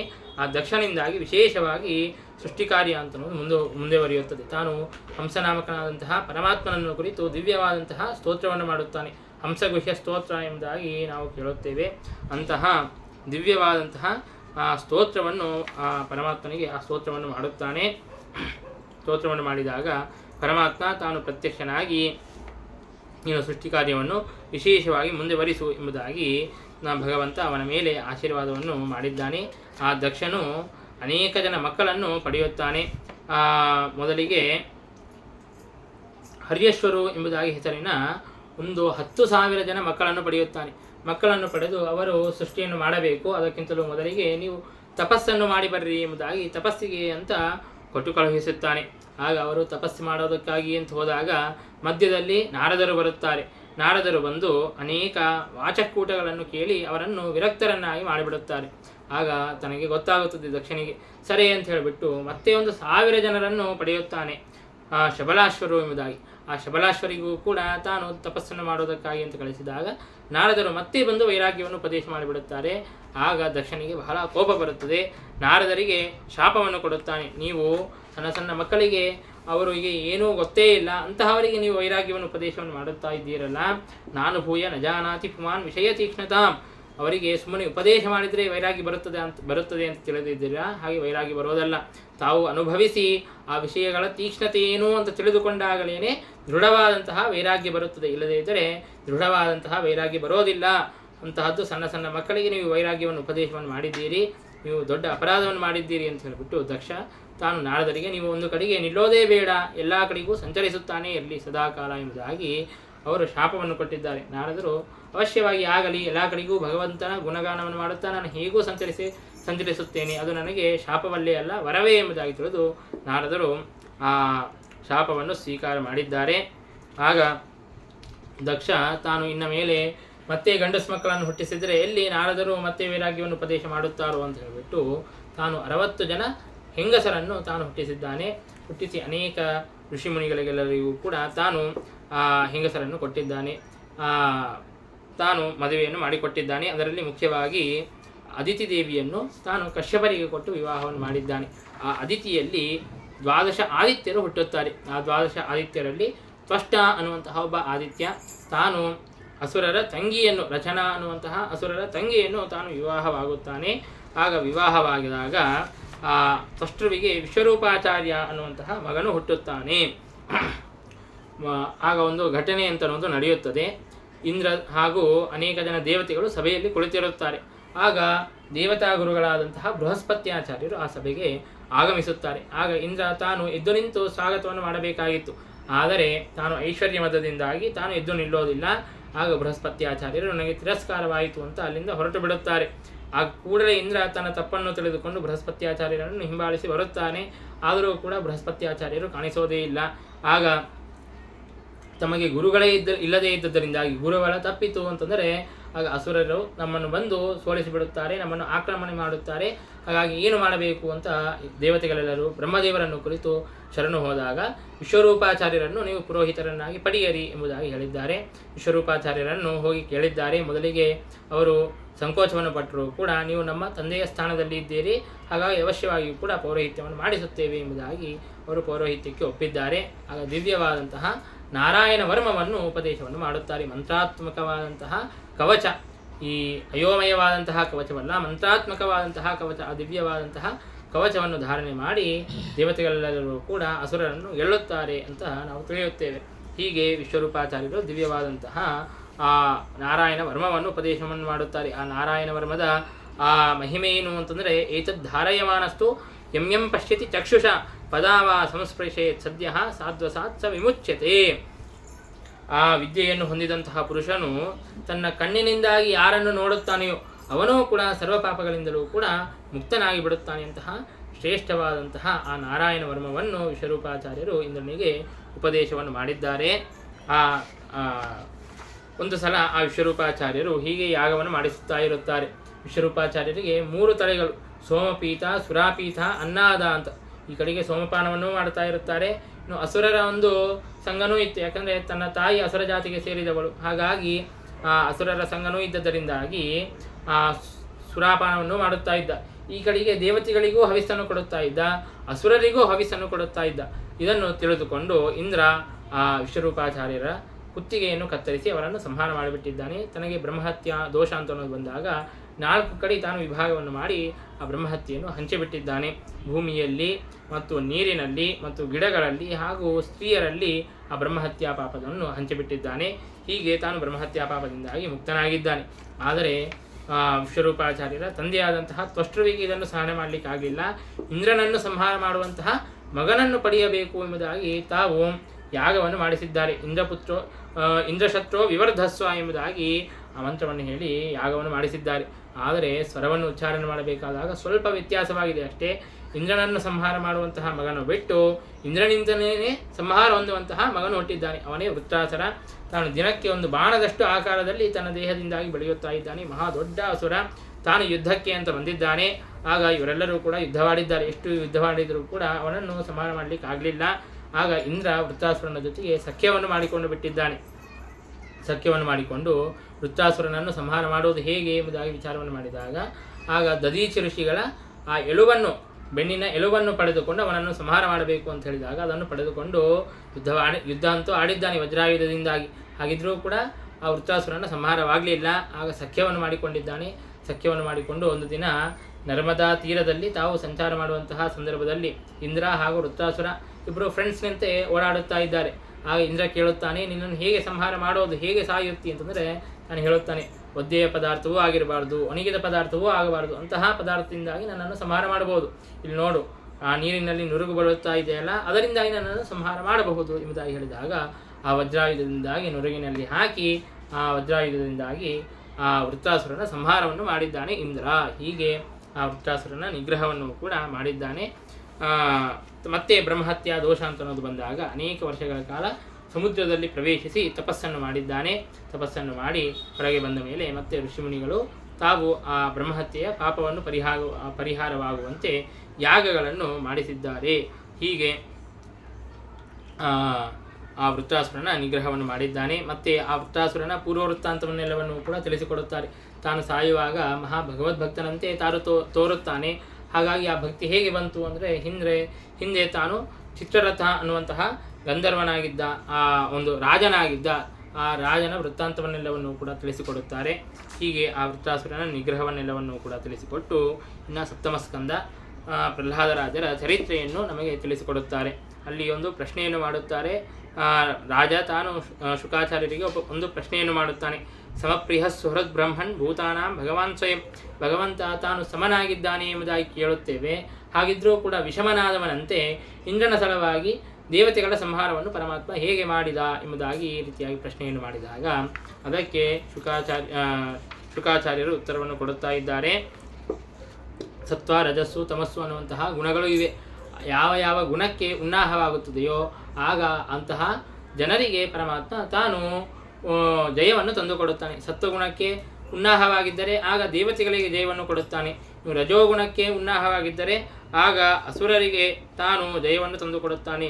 ಇನ್ನು ತಮೋಗುಣಕ್ಕೆ ಉನ್ನಾಹವಾಗಿದ್ದರೆ ಆಗ ರಾಕ್ಷಸರಿಗೆ, ಅಂತಹ ಜನರಿಗೆ ತಾನು ಜಯವನ್ನು ತಂದುಕೊಡುತ್ತಾನೆ. ಹಾಗಾಗಿ ಅವರ ದೇವತೆಗಳಿಗೆ ತಾನು ಜಯವನ್ನು ತಂದುಕೊಟ್ಟದ್ದು ಸತ್ವಗುಣದ ಉನ್ನಾಹವಿದ್ದದ್ದರಿಂದಾಗಿ ಎಂಬುದಾಗಿ ಅನೇಕ ಮಾತುಗಳನ್ನು ತಾನು ಹೇಳುತ್ತಾ ಇದ್ದಾನೆ.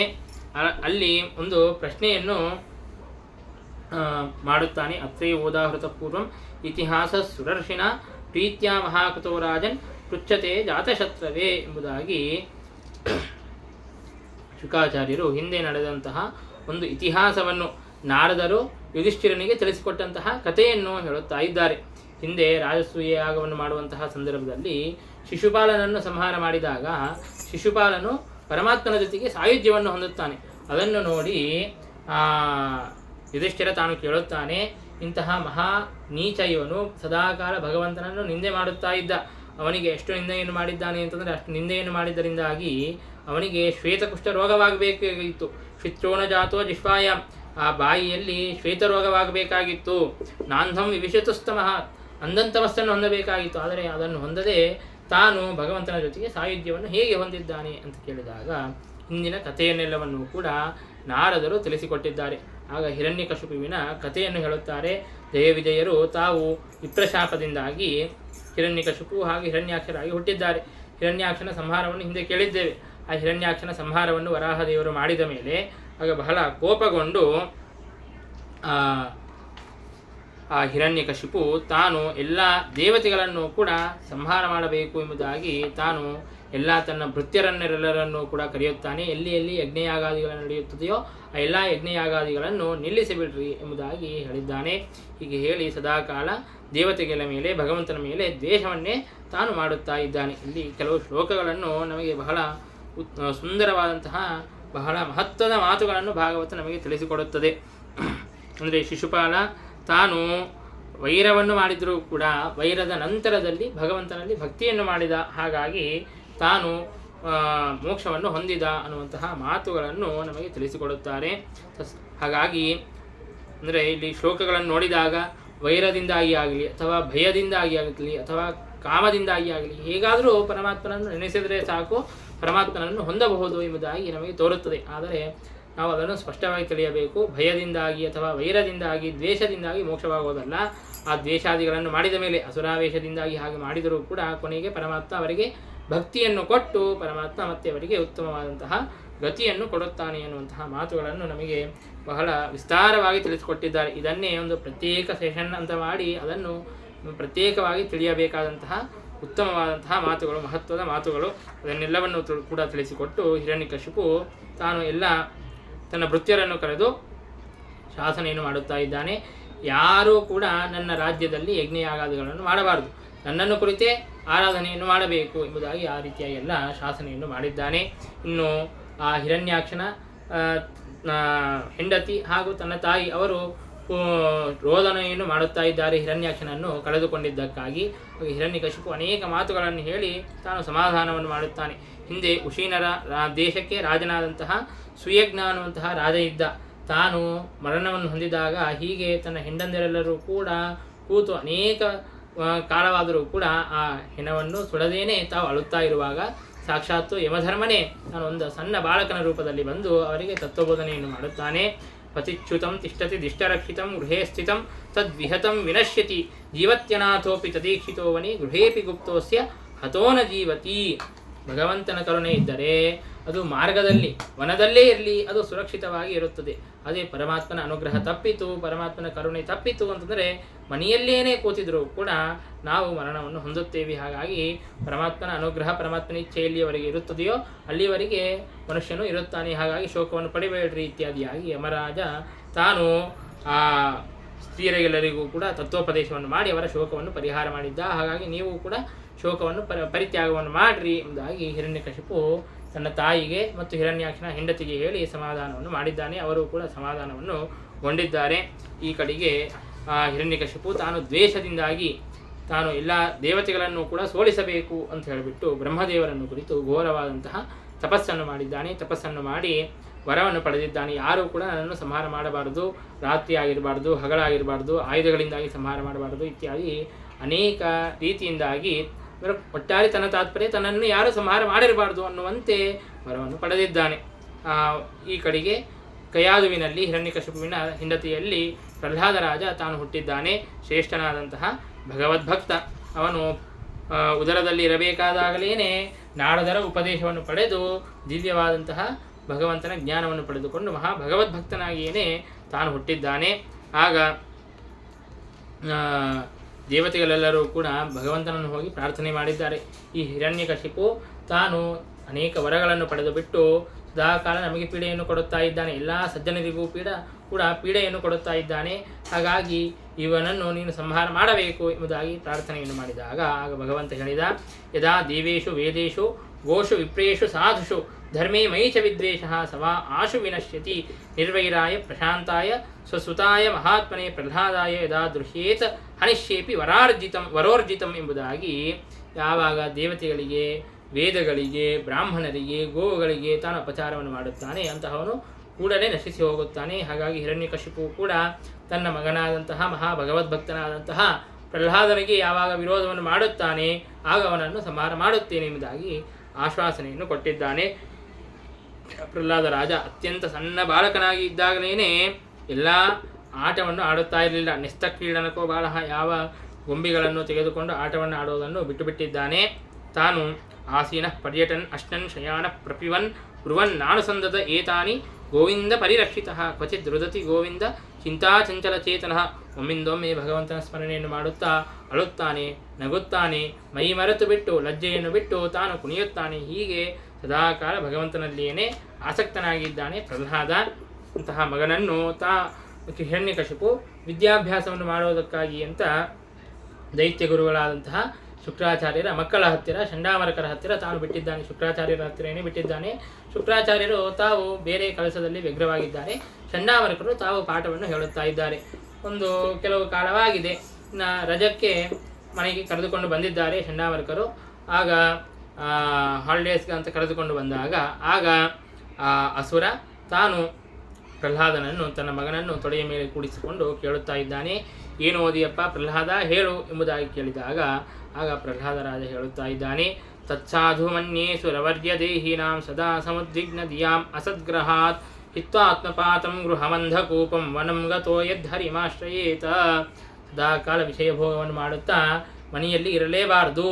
ನನ್ನ ಕೇಳಿದರೆ ವನಕ್ಕೆ ಹೋಗಿ ಪರಮಾತ್ಮನ ಆರಾಧನೆಯನ್ನು ಮಾಡಬೇಕು, ಅದೇ ನಮಗೆ ಹಿತವಾದದ್ದು ಎಂಬುದಾಗಿ ಪ್ರಹ್ಲಾದ ತಾನು ಹೇಳುತ್ತಾ ಇದ್ದಾನೆ.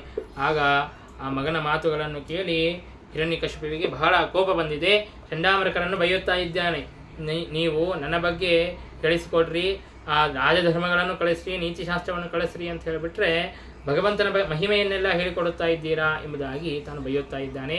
ಆಗ ಚಂಡಾಮರ್ಕರು ಹೇಳುತ್ತಾರೆ, ನಮಗೇನೂ ಗೊತ್ತೇ ಇಲ್ಲ, ನಮಗೇನೇ ಇದು ಗೊತ್ತಿಲ್ಲ, ನಾವು ಹೇಗೆ ಉಪದೇಶ ಮಾಡ್ತೀವಿ ಎಂಬುದಾಗಿ ಹೇಳಿದ್ದಾರೆ. ಆಗ ಅವರು ಹೇಳುತ್ತಾರೆ, ಪ್ರಾಯಃ ದೇವತೆಗಳೇ ಏನಾದರೂ ಬಂದು ನಿನ್ನ ಮಗನ ಬುದ್ಧಿಯನ್ನು ಹಾಳು ಮಾಡಿರಬೇಕು, ಯಾಕಂದರೆ ನಿನ್ನ ಮೇಲಿರುವಂತಹ ದ್ವೇಷದಿಂದಾಗಿ ಅಂತ ಹೇಳಿದಾಗ ಅವನು ಕೂಡ ಹಾಗೆ ಅಂದುಕೊಳ್ಳುತ್ತಾನೆ ಹಿರಣ್ಯಕಶಿಪು. ಆಗ ಹೇಳುತ್ತಾನೆ, ಯಾರೂ ಕೂಡ ಇವನ ಬುದ್ಧಿಯನ್ನು ಹಾಳು ಮಾಡದೇ ಇದ್ದಂತೆ ನೋಡಿಕೊಳ್ಳ್ರಿ ಎಂಬುದಾಗಿ ತಾನು ಹೇಳಿ ಮತ್ತೆ ಕಳಿಸಿಕೊಟ್ಟು ಬಿಟ್ಟಿದ್ದಾನೆ. ಈ ಕಡೆಗೆ ಮತ್ತೆ ಆ ಚಂಡಾಮರ್ಕರು ಅನೇಕ ಶಿಕ್ಷೆಗಳನ್ನು ಕೊಡುತ್ತಾ ಪ್ರಹ್ಲಾದನಿಗೆ ಅನೇಕ ಶಿಕ್ಷೆಗಳನ್ನು ಕೊಡುತ್ತಾ ತಾವು ಅನೇಕ ಪಾಠಗಳನ್ನು ಕಳಿಸಿಕೊಟ್ಟಿದ್ದಾರೆ. ನೀನು ಹಾಗೆ ಮತ್ತೆ ಭಗವಂತನ ಆರಾಧನೆಯನ್ನು ಮಾಡುವಂತೆ ಇಲ್ಲ, ಭಗವಂತನ ಮಹಿಮೆಯನ್ನು ಹೇಳುವಂತೆ ಇಲ್ಲ ಎಂಬುದಾಗಿ ಅನೇಕ ತರ್ಜನಾದಿಗಳಿಂದ ಅವನು ಬೈಯುತ್ತಾ ಹೊಡೆಯುತ್ತಾ ಅವನಿಗೆ ಆ ಎಲ್ಲ ಪಾಠಗಳನ್ನು ಕಳಿಸಿಕೊಟ್ಟಿದ್ದಾರೆ. ಕಳಿಸಿಕೊಟ್ಟು ಮತ್ತೆ ಹಿರಣ್ಯಕಶಿಪು ಹತ್ತಿರ ಕರೆದುಕೊಂಡು ಬಂದಿದ್ದಾರೆ. ಮೊದಲಿಗೆ ತಾಯಿ ಹತ್ತಿರ ಹೋಗಿ ಚೆನ್ನಾಗಿ ಅಲಂಕಾರವನ್ನು ಮಾಡಿಸಿ, ಮುದ್ದಾಗಿ ಅಲಂಕಾರವನ್ನು ಮಾಡಿಸಿ ಆ ಪ್ರಹ್ಲಾದನನ್ನು ಕರೆದುಕೊಂಡು ಬಂದಿದ್ದಾರೆ. ಆಗ ಪ್ರಹ್ಲಾದರಾಜನಿಗೆ ಮತ್ತೆ ಪ್ರಶ್ನೆಯನ್ನು ಮಾಡಿದಾಗ ಪ್ರಹ್ಲಾದರಾಜ ಹೇಳುತ್ತಾನೆ, ಶ್ರವಣಂ ಕೀರ್ತನಂ ವಿಷ್ಣೋಃ ಸ್ಮರಣಂ ಪಾದಸೇವನಂ ಅರ್ಚನಂ ವಂದನಂ ದಾಸ್ಯಂ ಸಖ್ಯಂ ಆತ್ಮನಿವೇದನಂ ಇತಿ ಪುಂಸಾರ್ಪಿತಾ ವಿಷ್ಣು ಭಕ್ತಿಶ್ಚೇನ್ನವಲಕ್ಷಣ ಕ್ರಿಯತೆ ಭಗವತ್ಯದ್ದ ತನ್ಮನ್ಯೇ ಧೀತಮುತ್ತಮಂ. ಸದಾಕಾಲ ಭಗವಂತನ ಶ್ರವಣಾದಿಗಳನ್ನು ಮಾಡುತ್ತಾ ಇರಬೇಕು, ಅದು ಭಕ್ತಿಯ ಜ್ಞಾಪಕವಾದದ್ದು. ಅಂತಹ ಶ್ರವಣಾದಿಗಳನ್ನು ಮಾಡುತ್ತಾ ಭಗವಂತನಲ್ಲಿ ಭಕ್ತಿಯನ್ನು ಮಾಡಿದರೆ ತಾನು ಅಧ್ಯಯನ ಮಾಡಿದ್ದು ಸಾರ್ಥಕ ಎಂಬುದಾಗಿ ನಾನು ಕಲಿತಿದ್ದೇನೆ ಎಂಬುದಾಗಿ ಈ ರೀತಿಯಾಗಿ ಪ್ರಹ್ಲಾದರಾಜ ಹೇಳಿದಾಗ ಅವನಿಗೆ ಸಿಟ್ಟು ತಡೆಯಲಿಕ್ಕಾಗಲಿಲ್ಲ. ಹೇಗಾದರೂ ಮಾಡಿ ಇವನನ್ನು ಸಂಹಾರ ಮಾಡಬೇಕು ಎಂಬುದಾಗಿ ತನ್ನ ದೂತರಿಗೆಲ್ಲರಿಗೂ ಕೂಡ ಆದೇಶವನ್ನು ಮಾಡಿದ್ದಾನೆ. ಇವನು ನಮ್ಮ ದೇಹಕ್ಕೆ ಏನಾದರೂ ರೋಗವಾದಾಗ, ಯಾವುದೋ ಒಂದು ಬೆರಳಿಗೆ ರೋಗವಾಯಿತು ಅಂತಂದರೆ ಆ ನಮ್ಮದೇ ಆದಂತಹ ದೇಹವಾಗಿದ್ದರೂ ಕೂಡ ಅದನ್ನು ನಾವು ಕತ್ತರಿಸಿ ಬಿಡುತ್ತೇವೆ. ಇಲ್ಲದೇ ಇದ್ದರೆ ಆ ರೋಗ ಅಂತನ್ನೋದು ಇಡೀ ದೇಹವನ್ನೆಲ್ಲವನ್ನು ಕೂಡ ವ್ಯಾಪಿಸಿಬಿಡುತ್ತದೆ. ಹಾಗೆ ಇವನು ನಮ್ಮ ದೈತ್ಯರೆಂಬಂತಹ ಚಂದನ ವನದಲ್ಲಿ ಒಂದು ಮುಳ್ಳಿನ ಗಿಡದಂತೆ ಇದ್ದಾನೆ, ಹಾಗಾಗಿ ಇವನನ್ನು ಸಂಹಾರ ಮಾಡಿಬಿಡ್ರಿ ಎಂಬುದಾಗಿ ಹೇಳಿದ್ದಾರೆ. ಹಾಗೆ ಅನೇಕ ರೀತಿಯಿಂದಾಗಿ ಪ್ರಯತ್ನವನ್ನು ಮಾಡಿದ್ದಾರೆ. ದಿಗ್ಗಜಗಳಿಂದಾಗಿ ತುಳಿಸೋದಕ್ಕೆ ಪ್ರಯತ್ನ ಮಾಡಿದ್ದಾರೆ, ಬೆಂಕಿಯಲ್ಲಿ ಹಾಕಿದ್ದಾರೆ, ವಿಷಪ್ರಯೋಗವನ್ನು ಮಾಡಿದ್ದಾರೆ, ಪರ್ವತದ ಮೇಲೆಯಿಂದಾಗಿ ಅವನನ್ನು ಎಸೆದಿದ್ದಾರೆ. ಏನು ಮಾಡಿದರೂ ಕೂಡ ಪ್ರಹ್ಲಾದರಾಜ ತಾನು ಸಾಯುತ್ತಾ ಇಲ್ಲ, ಸದಾಕಾಲ ಭಗವಂತನ ಧ್ಯಾನವನ್ನು ಮಾಡುತ್ತಾ ಪರಮಾತ್ಮನಿಂದಾಗಿ ರಕ್ಷಿತನಾಗಿದ್ದಾನೆ. ಆಗ ಹಿರಣ್ಯಕಶಿಪುವಿಗೆ ಬಹಳ ಚಿಂತೆಯಾಗಿದೆ. ಅವನಿಗೆ ಅನಿಸಿದೆ, ನಾನು ಬ್ರಹ್ಮದೇವರಿಗೆ ಹೋಗಿ ತಪಸ್ಸನ್ನು ಮಾಡಿ ಬಂದೆ, ನಾನು ಸಂಹಾರವಾಗಬಾರ್ದು ಅಂತ ವರವನ್ನು ಪಡೆದನೋ ಅಥವಾ ನನ್ನ ಮಗ ಸಾಯಬಾರ್ದು ಅಂತ ಕೇಳಿದ್ನೋ ಅಂತ ತನಗೇನೇ ಸಂದೇಹ ಬರಬೇಕು. ಹಾಗೆ ಆಗಿದೆ ಪರಿಸ್ಥಿತಿ. ಆ ಪ್ರಹ್ಲಾದರಾಜ ಏನು ಮಾಡಿದರೂ ಕೂಡ ತಾನು ಸಾಯುತ್ತಾ ಇಲ್ಲ. ಆಗ ಬಹಳ ಚಿಂತಾಕ್ರಾಂತನಾದಾಗ ಆ ಚಂಡಾಮರ್ಕರು ಬಂದು ಹೇಳುತ್ತಾರೆ, ಯಾಕಷ್ಟು ಚಿಂತೆಯನ್ನು ತಗೊಂತಿ, ನೀನು ಇಂದ್ರಾದಿ ದೇವತೆಗಳನ್ನೇ ಸೋಲಿಸಿದವನು, ಹಾಗಾಗಿ ಇಷ್ಟು ಸಣ್ಣ ಮಗನ ಜೊತೆಗೆ ಯಾಕೆ ವಿರೋಧವನ್ನು ಮಾಡಿಕೊಳ್ತಿ? ಈಗ ಬಹಳ ಸಣ್ಣ ವಯಸ್ಸಿನಲ್ಲಿದ್ದಾನೆ, ಯಾವುದು ಗುಣ ಯಾವುದು ದೋಷ ಏನೂ ಗೊತ್ತಾಗೋದಿಲ್ಲ.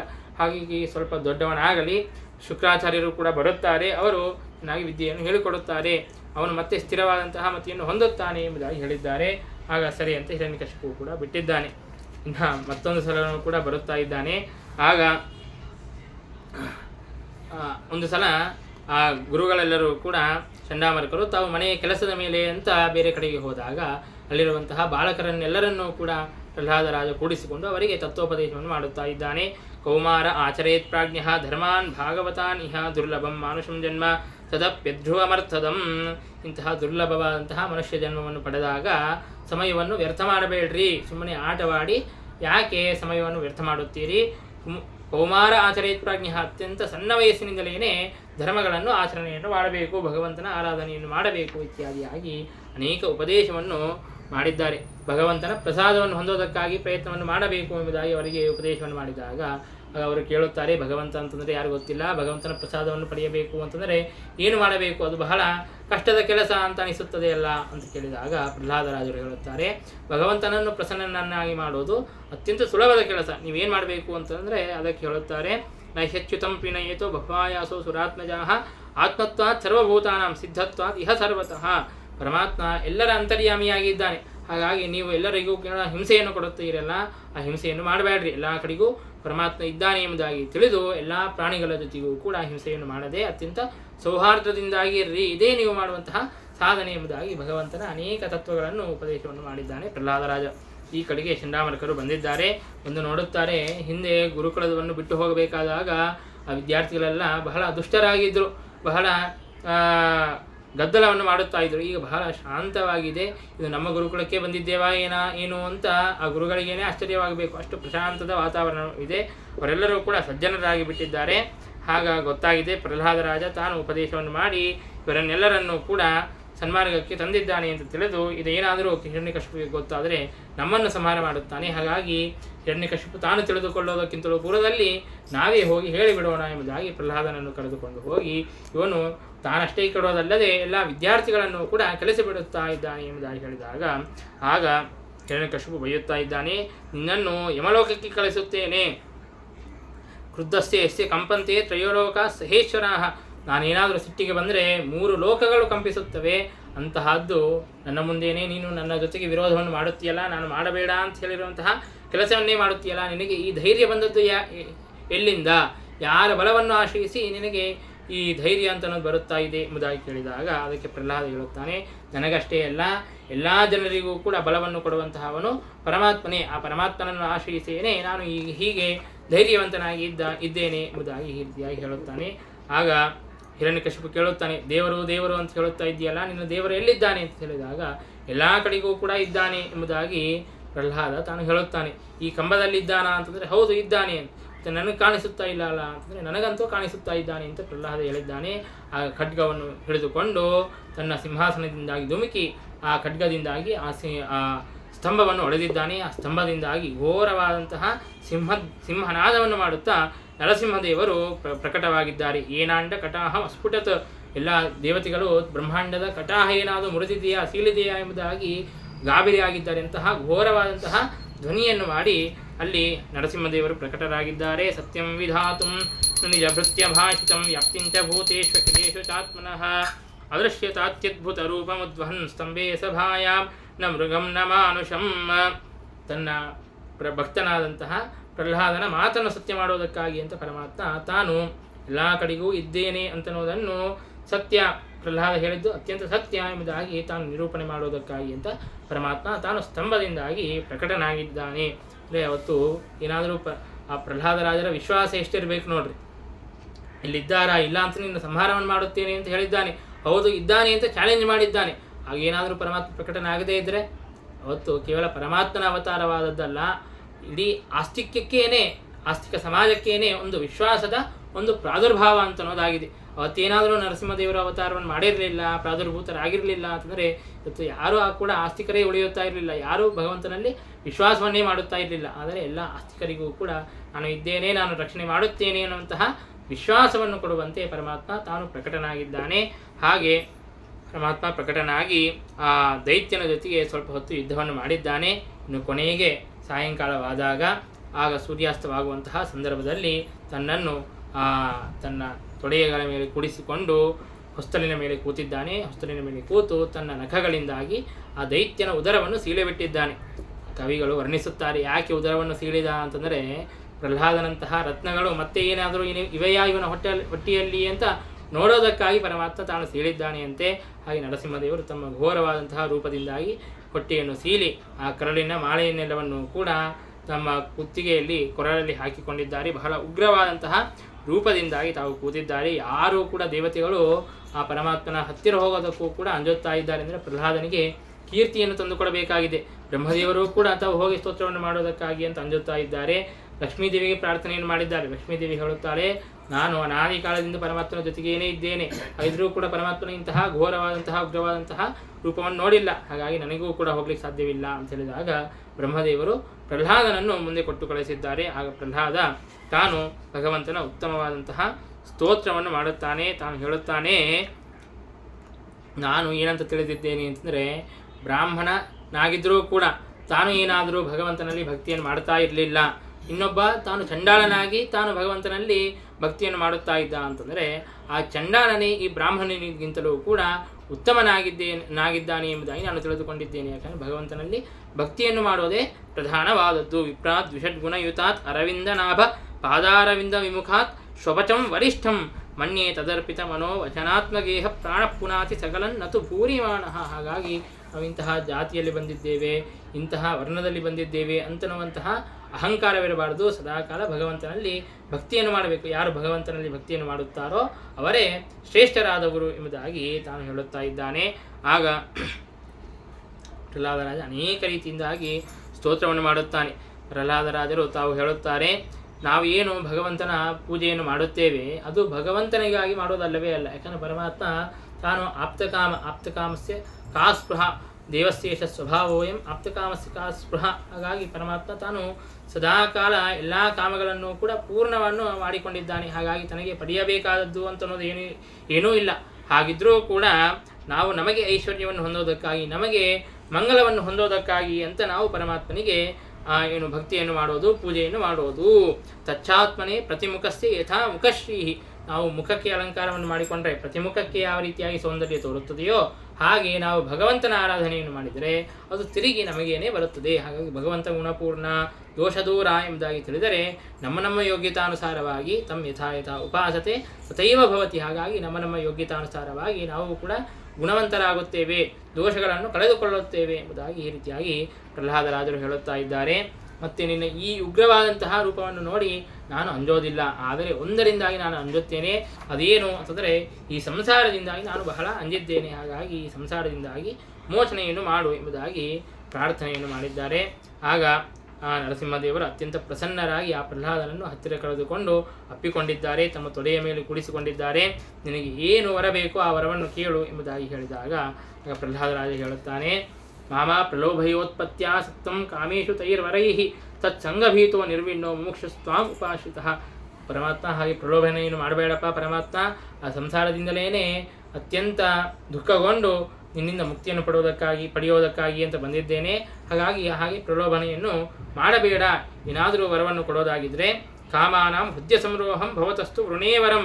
ಮತ್ತೆ ನನ್ನ ಹೃದಯದಲ್ಲಿ ಕಾಮನೆಗಳು ಹುಟ್ಟದೇ ಇದ್ದಂತೆ ನನಗೆ ವರವನ್ನು ಕೊಡು ಎಂಬುದಾಗಿ ರೀತಿಯಾಗಿ ವರವನ್ನು ಬೇಡಿದ್ದಾನೆ. ಮತ್ತು ನನ್ನ ತಂದೆ ಏನು ಅಪರಾಧವನ್ನು ಮಾಡಿದ್ದಾನೆ ಆ ಅಪರಾಧವನ್ನೆಲ್ಲವನ್ನು ಕೂಡ ಕ್ಷಮಿಸಿ ಅವನಿಗೆ ಉತ್ತಮವಾದಂತಹ ಗತಿಯನ್ನು ಕೊಡು ಎಂಬುದಾಗಿ ಈ ರೀತಿಯಾಗಿ ಪ್ರಾರ್ಥನೆಯನ್ನು ಮಾಡಿದ್ದಾನೆ. ಆಗ ಭಗವಂತ ತನ್ನ ಆದೇಶವನ್ನು ಮಾಡಿ ಆ ತಂದೆಯ ಎಲ್ಲ ಪ್ರೇತ ಕಾರ್ಯಗಳನ್ನೆಲ್ಲವನ್ನು ಕೂಡ ಪ್ರಹ್ಲಾದನ ಜೊತೆಗೆ ಮಾಡಿಸಿ ತಾನು ಅಂತರ್ಧಾನನಾಗಿದ್ದಾನೆ. ಹೀಗೆ ಪರಮಾತ್ಮ ತಾನು ಆ ಪ್ರಹ್ಲಾದನ ಮೇಲೆ ಆಶೀರ್ವಾದವನ್ನು ಮಾಡಿದ್ದಾನೆ, ಅನುಗ್ರಹವನ್ನು ಮಾಡಿದ್ದಾನೆ ಎನ್ನುವಂತಹ ಈ ಕಥೆಯನ್ನೆಲ್ಲವನ್ನು ಕೂಡ ಯುಧಿಷ್ಠಿರನಿಗೆ ನಾರದ ತಿಳಿಸಿಕೊಟ್ಟ. ಯಾಕೆ ಅಂತಂದರೆ ಈ ಶಿಶುಪಾಲ ತಾನು ಹೇಗೆ ಸದ್ಗತಿಯನ್ನು ಹೊಂದಿದ ಅಂತನ್ನೋದನ್ನು ತಿಳಿಸಿಕೊಡೋದಕ್ಕಾಗಿ ಈ ಕಥೆಯನ್ನು ಹೇಳಿದ. ಆ ಹಿರಣ್ಯಕಶಿಪುನೇ ಜಯ, ಮತ್ತು ಹಿರಣ್ಯಾಕ್ಷ ತಾನು ವಿಜಯ, ಅವರಿಬ್ಬರು ಕೂಡ ಭಗವಂತನ ದ್ವಾರಪಾಲಕರು. ಅವರು ಮೊದಲನೇ ಜನ್ಮ ಹಿರಣ್ಯಕಶಿಪುಗಳಾಗಿ ಹುಟ್ಟಿದರು. ಆಗ ತಾವು ಸಾಯುವಾಗ ಆ ಭಗವಂತನ ಆ ಘೋರವಾದಂತಹ ರೂಪವನ್ನು ಕಂಡು ಹಿರಣ್ಯಕಶಿಪು ಅಂದುಕೊಂಡ, ಇದೇನೋ ಭೂತ ಬಂದಿದೆ ಅಂತಂದುಕೊಂಡು ಸತ್ತದರಿಂದಾಗಿ ತಾನು ಮತ್ತೆ ರಾಕ್ಷಸನಾಗಿ ಹುಟ್ಟಿದ ರಾವಣ ಕುಂಭಕರ್ಣರಾಗಿ ಹುಟ್ಟಿದ್ರು. ಆಗ ಸಾಯಬೇಕಾದಾಗ ರಾಮನನ್ನು ನೋಡಿ ಮನುಷ್ಯ ಎಂಬುದಾಗಿ ತಿಳಿದರು. ಹಾಗಾಗಿ ಮುಂದಿನ ಜನ್ಮದಲ್ಲಿ ಶಿಶುಪಾಲ ದಂತವಕ್ರರಾಗಿ ಮನುಷ್ಯರಾಗಿ ಹುಟ್ಟಿದರು. ಅದು ಕೊನೆಯ ಜನ್ಮ. ಆ ಕಾಲದಲ್ಲಿ ಅವರು ದ್ವೇಷವನ್ನು ಮಾಡಿದರೂ ಕೂಡ ಕೊನೆಗೆ ಪರಮಾತ್ಮ ಅವರಿಗೆ ಭಕ್ತಿಯನ್ನು ಕೊಟ್ಟಿದ್ದಾನೆ. ಹಾಗಾಗಿ ಆ ಭಕ್ತಿಯಿಂದಾಗಿ ಅವರು ಕೃಷ್ಣನ ಸಾಯುಜ್ಯವನ್ನು ಹೊಂದಿದ್ದಾರೆ ಅನ್ನುವಂತಹ ಆ ಕಥೆಯನ್ನು ಯುಧಿಷ್ಠಿರನಿಗೆ ನಾರದರು ತಿಳಿಸಿಕೊಟ್ಟಿದ್ದಾರೆ. ಹಾಗಾಗಿ ಪರಮಾತ್ಮ ತಾನು ಇಂತಹ ಕರುಣೆಯನ್ನು ಮಾಡುತ್ತಾನೆ ಅಂತನ್ನುವುದನ್ನು ಭಾಗವತ ನಮಗೆ ತಿಳಿಸಿಕೊಡುತ್ತದೆ. ತಾವು ಸ್ವಾಭಾವಿಕವಾಗಿ ಭಗವದ್ಭಕ್ತರೇ ಆಗಿದ್ದರೂ ಕೂಡ ಕಾರಣಾಂತರದಿಂದಾಗಿ ಅಸುರಾವೇಶದಿಂದಾಗಿ ಏನಾದರೂ ದ್ವೇಷವನ್ನು ಮಾಡಿದರೂ ಕೂಡ ಭಗವಂತನ ನಿಂದೆಯನ್ನು ಮಾಡಿದರೂ ಕೂಡ ಪರಮಾತ್ಮ ತಾನು ಅದನ್ನು ಉಪೇಕ್ಷೆ ಮಾಡುತ್ತಾನೆ. ಇವನು ಸ್ವಾಭಾವಿಕವಾಗಿ ನನ್ನ ಭಕ್ತನೇ ಆಗಿದ್ದಾನೆ, ಈಗ ತಾನು ದ್ವೇಷ ಮಾಡಿದ್ದ ಮಾತ್ರಕ್ಕೆ ನನಗೆ ಏನಾದರೂ ಹಾನಿಯಾಗೋದಿದೆಯಾ? ನಾನಂತೂ ಪೂರ್ಣನಾಗಿದ್ದೇನೆ, ಹಾಗಾಗಿ ತಾನು ದ್ವೇಷವನ್ನು ಮಾಡಿದರೂ ಕೂಡ ಪರವಾಗಿಲ್ಲ, ಅವನು ನನ್ನ ಭಕ್ತನಾಗಿದ್ದಾನೆ ಎಂಬುದಾಗಿ ತಿಳಿದು ಮತ್ತೆ ಕೊನೆಗೆ ಅವನಿಗೆ ಭಕ್ತಿಯನ್ನು ಕೊಟ್ಟು ಉತ್ತಮವಾದಂತಹ ಗತಿಯನ್ನು ಕೊಡುತ್ತಾನೆ. ಇಂತಹ ಮಹಾ ಕರುಣಾಶಾಲಿಯಾಗಿದ್ದಾನೆ ನಮ್ಮ ಪರಮಾತ್ಮ ಎಂಬುದಾಗಿ ನಮಗೆ ಭಾಗವತ ಅಂತನ್ನೋದು ನಮಗೆ ತಿಳಿಸಿಕೊಡುತ್ತದೆ. ಹೀಗೆ ನರಸಿಂಹದೇವರ ಚರಿತ್ರೆಯನ್ನೆಲ್ಲ ತಿಳಿಸಿಕೊಟ್ಟು ಇನ್ನು ಅಷ್ಟಮ ಸ್ಕಂದದಲ್ಲಿ 14 ಮನ್ವಂತರಗಳ ಕಥೆಯನ್ನು ನಮಗೆ ತಿಳಿಸಿಕೊಡುತ್ತಾರೆ. ಅಂದರೆ ಒಂದು ಮನ್ವಂತರ ಅಂತಂದ ಮೇಲೆ ಅದರಲ್ಲಿ ಮನ್ವಂತರಾಧಿಪತಿ ಇರುತ್ತಾನೆ, ಆ ಮನುವಿನ ಮಕ್ಕಳು ಅಂತ ಇರುತ್ತಾರೆ, ಬೇರೆ ಬೇರೆ ದೇವತೆಗಳಿರುತ್ತಾರೆ, ಇಂದ್ರನು ಬೇರೆ ಇರುತ್ತಾನೆ, ಸಪ್ತರ್ಷಿಗಳು ಬೇರೆ ಇರುತ್ತಾರೆ, ಅಲ್ಲಿ ಭಗವಂತನ ಒಂದು ಅವತಾರ ಅಂತನ್ನೋದು ಆಗಿರುತ್ತದೆ. ಆ ಎಲ್ಲ ಚರಿತ್ರೆಗಳನ್ನು ನಮಗೆ ತಿಳಿಸಿಕೊಡುತ್ತಾರೆ. ಅಲ್ಲಿ ಮುಖ್ಯವಾಗಿ ತಾಪಸ ಮನ್ವಂತರದಲ್ಲಿ ಗಜೇಂದ್ರ ಮೋಕ್ಷವನ್ನು ತಿಳಿಸಿಕೊಡುತ್ತಾರೆ. ಕಥೆಯೆಲ್ಲ ನಿಮಗೆ ಗೊತ್ತಿದ್ದೆ. ಗಜೇಂದ್ರ ತಾನು ಆ ಸರಸ್ಸಿಗೆ ಹೋಗುತ್ತಾನೆ, ಅಲ್ಲಿ ಮೊಸಲಿ ತಾನು ಬಂದು ಆ ಗಜೇಂದ್ರನನ್ನು ಹಿಡಿದುಕೊಂಡು ಬಿಡುತ್ತಾನೆ. ಆಗ ಪರಮಾತ್ಮ ತಾನು ಬಂದು 1000 ವರ್ಷಗಳಾದ ಮೇಲೆ ಯಾವಾಗ ಗಜೇಂದ್ರ ನಾರಾಯಣ ಕಿಲಗುರೋ ಭಗವನ್ನಮಸ್ತಿ ಎಂಬುದಾಗಿ ಪ್ರಾರ್ಥನೆಯನ್ನು ಮಾಡುತ್ತಾನೋ ಆಗ ಪರಮಾತ್ಮ ಬಂದು ತಾನು ರಕ್ಷಣೆಯನ್ನು ಮಾಡುತ್ತಾನೆ ಅಂತ. ಅದರಿಂದಾಗಿ ನಾವು ಸಂದೇಶವನ್ನು ತಿಳಿಯೋದೇನು ಅಂತಂದರೆ, ಗಜೇಂದ್ರ ತನಗೆ ಬಹಳ ಬಾಯಾರಿಕೆ ಆದಾಗ ಆ ಸರಸ್ಸಿನಲ್ಲಿ ಹೋಗಿ ಸ್ವಲ್ಪ ಸ್ನಾನವನ್ನು ಮಾಡಿ ತನ್ನ ಬಾಯಾರಿಕೆಯನ್ನು ತಿಳಿಸಿಕೊಂಡು ಹೊರಗೆ ಬರಬೇಕಾಗಿಲ್ಲ. ಹೊರಗೆ ಬರದೇನೆ ಅಲ್ಲೇನೇ ಅನೇಕ ಕ್ರೀಡೆಗಳನ್ನು ಮಾಡಿ ಅದರಲ್ಲೇನೇ ಆಸಕ್ತನಾಗಿ ಬಿಡುತ್ತಾನೆ. ಹಾಗೆ ನಾವು ಕೂಡ ನಾವು ಸಂಸಾರದಲ್ಲಿ ನಮ್ಮ ಭೋಗವನ್ನು ಎಷ್ಟು ಮಾಡಬೇಕು ಅಂತಂದರೆ, ನಮ್ಮ ಜೀವನಕ್ಕೆ ಎಷ್ಟು ಬೇಕೋ ಅಷ್ಟು ಭೋಗವನ್ನು ಮಾಡಬೇಕು. ಅದಕ್ಕಿಂತಲೂ ಹೆಚ್ಚು ಭೋಗವನ್ನು ಮಾಡಿ ನಾವು ಸಂಸಾರದಲ್ಲಿಯೇ ಆಸಕ್ತರಾಗಿಬಿಟ್ರೆ ಆ ಗಜೇಂದ್ರನ ಪರಿಸ್ಥಿತಿ ಹೇಗಾಯಿತೋ ಹಾಗೆ ನಾವು ಕೂಡ ಆ ಸಂಸಾರದಲ್ಲಿ ಸಿಲುಕಿ ಬಿಡುತ್ತೇವೆ. ಆ ಸಂಸಾರದಲ್ಲಿ ಬಿದ್ದು ಒದ್ದಾಡುತ್ತಾ ಇರುತ್ತೇವೆ. ಯಾವಾಗ ನಾವು ಭಗವಂತನ ಸ್ಮರಣೆಯನ್ನು ಮಾಡುತ್ತೇವೆಯೋ ಆವಾಗೇ ನಾವು ಸಂಸಾರದಿಂದಾಗಿ ಮುಕ್ತರಾಗುತ್ತೇವೆ. ಬಂಧಕೋ ಭವಪಾಶೇನ ಭವಪಾಶಾಚ್ಚ ಮೋಚಕ. ಹಾಗಾಗಿ ಪರಮಾತ್ಮನೇ ಬಂಧನವನ್ನು ಕೊಡುವವನು. ಆ ಬಂಧನವನ್ನು ನಾವು ಬಿಡಿಸ್ಕೋಬೇಕು ಅಂತಂದರೆ ಆಗ ಪರಮಾತ್ಮನಿಗೇನೆ ಶರಣು ಹೊಂದಬೇಕು ಅನ್ನೋದನ್ನು ನಮಗೆ ಭಾಗವತ ಈ ರೀತಿಯಾಗಿ ಗಜೇಂದ್ರ ಮೋಕ್ಷದ ಮೂಲಕ ಅದನ್ನು ನಮಗೆ ತಿಳಿಸಿಕೊಡುತ್ತಾ ಇದೆ. ಇನ್ನು ಒಂದು ಸಲ ಇಂದ್ರ ತಾನು ಐರಾವತದ ಮೇಲೆ ಕುಳಿತು ಬರಬೇಕಾದಾಗ ಆಗ ದುರ್ವಾಸ ಮುನಿಗಳು ತಾವು ಪೂಜೆಯನ್ನು ಮುಗಿಸಿಕೊಂಡು ಇಂದ್ರನಿಗೆ ಆ ನಿರ್ಮಾಲ್ಯದ ಮಾಲೆಯನ್ನು ಕೊಡುತ್ತಾರೆ. ಆದರೆ ಇಂದ್ರ ತಾನು ಅದನ್ನು ಐರಾವತಕ್ಕೆ ಕೊಟ್ಟು ಬಿಡುತ್ತಾನೆ. ಆ ಐರಾವತವಾದರೂ ಕೆಳಗೆ ಹಾಕಿ ತುಳಿಯುತ್ತದೆ. ಆಗ ದುರ್ವಾಸರು ಶಾಪವನ್ನು ಕೊಡುತ್ತಾರೆ, ನೀವು ನಿಮ್ಮ ಸಂಪತ್ತನ್ನೆಲ್ಲವನ್ನು ಕೂಡ ಕಳೆದುಕೊಳ್ಳಿರಿ ಎಂಬುದಾಗಿ ಶಾಪವನ್ನು ಕೊಟ್ಟಾಗ ಆ ದೇವತೆಗಳೆಲ್ಲರೂ ಕೂಡ ಐಶ್ವರ್ಯ ಭ್ರಷ್ಟರಾಗುತ್ತಾರೆ. ಆಗ ಪರಮಾತ್ಮನಿಗೆ ಹೋಗಿ ಪ್ರಾರ್ಥನೆಯನ್ನು ಮಾಡಿದಾಗ ಅಹಿಮೂಷಕವದ್ದೇವಾಹ, ಅಹಿಮೂಷಕ ನ್ಯಾಯವನ್ನು ನೀವು ಅನುಸರಣೆ ಮಾಡಿ ದೈತ್ಯರ ಜೊತೆಗೆ ಸಂಧಿಯನ್ನು ಮಾಡಿಕೊಂಡು ಅಮೃತಮಥನವನ್ನು ಮಾಡಿರಿ ಎಂಬುದಾಗಿ ಹೇಳಿದ್ದಾರೆ. ಅಮೃತಮಥನದ ದಿವ್ಯವಾದಂತಹ ಅಮೃತಮಥನವನ್ನು ಮಾಡಿದ್ದಾರೆ. ಅವರಿಗೆ ಆ ಅಮೃತಮಥನವನ್ನು ಮಾಡಲಿಕ್ಕೆ ಸಾಮರ್ಥ್ಯವೇ ಇರಲಿಲ್ಲ. ಆ ಮಂದರ ಪರ್ವತವನ್ನು ತರಬೇಕು ಅಂತಂದರೆ ಅವರಿಗೆ ಆಗಲಿಲ್ಲ. ಪರಮಾತ್ಮ ಬಂದು ಗರುಡನ ಹೆಗಲ ಮೇಲೆ ಇಟ್ಟಿದ್ದಾನೆ. ಮತ್ತೆ ಆ ಮಂದರ ಪರ್ವತವನ್ನು ಇಟ್ಟಾಗಲೂ ಕೂಡ ಅದು ಮುಳುಗಿ ಹೋಗುತ್ತಾ ಇದೆ. ಆಗ ಮತ್ತೆ ಪರಮಾತ್ಮ ತಾನು ಕೂರ್ಮ ರೂಪದಿಂದಾಗಿ ಬಂದು ತಾನು ಆ ಪರ್ವತವನ್ನು ಎತ್ತಿ ಹಿಡಿದಿದ್ದಾನೆ. ಮತ್ತೆ ಹಾಗೆ ಮಥನವನ್ನು ಮಾಡಬೇಕು ಅಂತಂದರೆ ಮಥನಕ್ಕೆ ಹಗ್ಗ ಬೇಕಲ್ಲ, ವಾಸುಕಿಯನ್ನು ಹಗ್ಗವನ್ನಾಗಿ ಮಾಡಿದ್ದಾರೆ. ಪರಮಾತ್ಮ ತಾನು ದೇವತೆಗಳ ಪಕ್ಷದಲ್ಲಿ ನಿಂತು ತಾನು ಮಥನವನ್ನು ಮಾಡುತ್ತಾ ಇದ್ದಾನೆ. ದೇವತೆಗಳು ಅಸುರರು ಅವರೆಲ್ಲರೂ ಕೂಡ ಸೋತು ಹೋಗಿದ್ದಾರೆ. ಅವರಿಗೆ ಮಥನವನ್ನು ಮಾಡಲಿಕ್ಕೆ ಸಾಧ್ಯವಾಗುತ್ತಾ ಇಲ್ಲ. ಅದಷ್ಟೇ ಅಲ್ಲದೆ ಪರ್ವತವನ್ನು ಮಥನ ಮಾಡುತ್ತಾ ಇದ್ದರೆ ಪರ್ವತ ಮೇಲಕ್ಕೆ ಹಾರುತ್ತಾ ಇದೆ. ಆಗ ಪರಮಾತ್ಮ ಅಜಿತ ರೂಪದಿಂದಾಗಿ ಬಂದು ಪರ್ವತವು ಮೇಲೆ ಹಾರದೇ ಇದ್ದಂತೇನು ಮಾಡಿದ್ದಾನೆ. ಕೆಳಗೆ ಕೂರ್ಮ ರೂಪದಿಂದಾಗಿ ಧಾರಣೆ ಮಾಡಿದ್ದಾನೆ, ಮೇಲೆ ಹಾರದೇ ಇದ್ದಂತೆ ಅಜಿತ ರೂಪದಿಂದಾಗಿ ರಕ್ಷಣೆಯನ್ನು ಮಾಡುತ್ತಾ ಇದ್ದಾನೆ. ದೇವತೆಗಳು ಅಸುರರು ತಾವೆಲ್ಲರೂ ಕೂಡ ಪರಿಶ್ರಾಂತರಾಗಿ ಬಿಟ್ಟು ಬಿಟ್ಟಾಗ ಪರಮಾತ್ಮ ತಾನೊಬ್ಬನೇ ಮತ್ತೊಂದು ಪರ್ವತದಂತೆ ತಾನು ಇದ್ದು ಆ ಪರ್ವತದ ಮಥನವನ್ನು ಮಾಡಿ ಸಮುದ್ರದಿಂದಾಗಿ ಅನೇಕ ಪದಾರ್ಥಗಳು ಬಂದಿವೆ. ಕೊನೆಗೆ ಲಕ್ಷ್ಮೀದೇವಿಯೂ ಕೂಡ ಬರುತ್ತಾಳೆ. ಲಕ್ಷ್ಮೀದೇವಿ ಬಂದಾಗ ತಾನು ಹೇಳುತ್ತಾಳೆ, ಅಲ್ಪಶಕ್ತಿ ರಸಾರ್ವಜ್ಞಂ ಪಾರತಂತ್ರ್ಯಂ ಅಪೂರ್ಣತ ಉಪಜೀವಕತ್ವಂ ಜೀವತ್ವಂ ಈಶತ್ವಂ ತದ್ವಿಪರ್ಯಯ. ಎಲ್ಲರೂ ಕೂಡ ತಾವು ಪರತಂತ್ರರಾಗಿದ್ದಾರೆ. ಅವರಿಗೆ ಜ್ಞಾನ ಅಂತನ್ನೋದು ಪೂರ್ಣವಾಗಿ ಇಲ್ಲ. ಅವರೆಲ್ಲರೂ ಕೂಡ ಏನೋ ಒಂದು ದೋಷವನ್ನು ಹೊಂದಿದ್ದಾರೆ. ಹಾಗಾಗಿ ಸರ್ವದೋಷ ಮುಕ್ತನಾದಂತಹ ನಾವು ಪರಮಾತ್ಮನನ್ನೇ ನಾನು ವರಿಸುತ್ತೇನೆ ಎಂಬುದಾಗಿ ಲಕ್ಷ್ಮೀದೇವಿಯು ನಾರಾಯಣನನ್ನು ಮದುವೆಯಾಗಿದ್ದಾಳೆ. ಮತ್ತೆ ಇಲ್ಲಿ ಸಮುದ್ರ ಮಥನ ಅಂತನ್ನೋದು ಮುಂದೆ ವರಿದಾಗ ಅಲ್ಲಿ ಅಮೃತ ಅಂತನ್ನೋದು ಪ್ರಾದುರ್ಭೂತವಾಗುತ್ತದೆ. ಧನ್ವಂತರಿ ನಾಮಕನಾದಂತಹ ಪರಮಾತ್ಮ ತಾನು ಅಮೃತ ಕಳಶವನ್ನು ಅಮೃತಪೂರ್ಣವಾದಂತಹ ಕಮಂಡಲವನ್ನು ತಾನು ತೆಗೆದುಕೊಂಡು ಬರುತ್ತಾನೆ. ಆಗ ಅಸುರರು ತಾವು ಆ ಅಮೃತವನ್ನು ಕಸಿದುಕೊಂಡು ಹೋಗುತ್ತಾರೆ.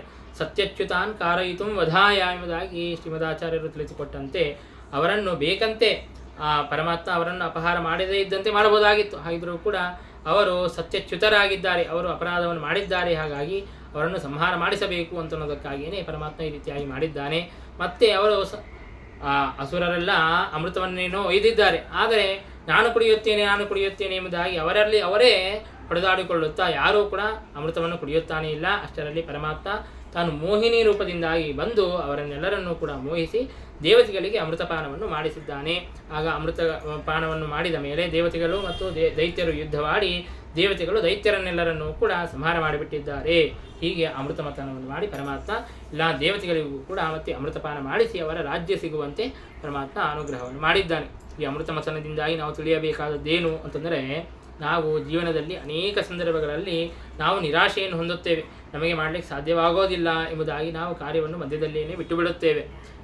ಅವರು ಕೂಡ ದೇವತೆಗಳು ಕೂಡ ಹಾಗೆ ಮಧ್ಯದಲ್ಲಿಯೇ ಬಿಟ್ಟಿದ್ದಾರೆ. ಆದರೆ ಮೊದಲಿಗೆ ಪ್ರಾರಂಭವನ್ನಂತೂ ಮಾಡಿದ್ದಾರೆ ಭಗವಂತನ ಮಾತನ್ನು ಕೇಳಿ.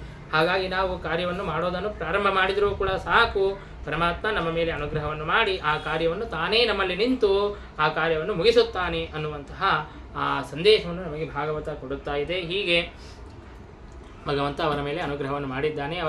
ಅವರೆಲ್ಲರೂ ಕೂಡ ದೈತ್ಯರ ಮರಣವನ್ನು ಹೊಂದಿದ್ದಾರೆ. ಆದರೆ ಶುಕ್ರಾಚಾರ್ಯರು ಮೃತ ಸಂಜೀವಿನಿ ವಿದ್ಯೆಯಿಂದಾಗಿ ಮತ್ತೆ ಅವರನ್ನೆಲ್ಲರನ್ನೂ ಕೂಡ ಬದುಕಿಸಿದ್ದಾರೆ.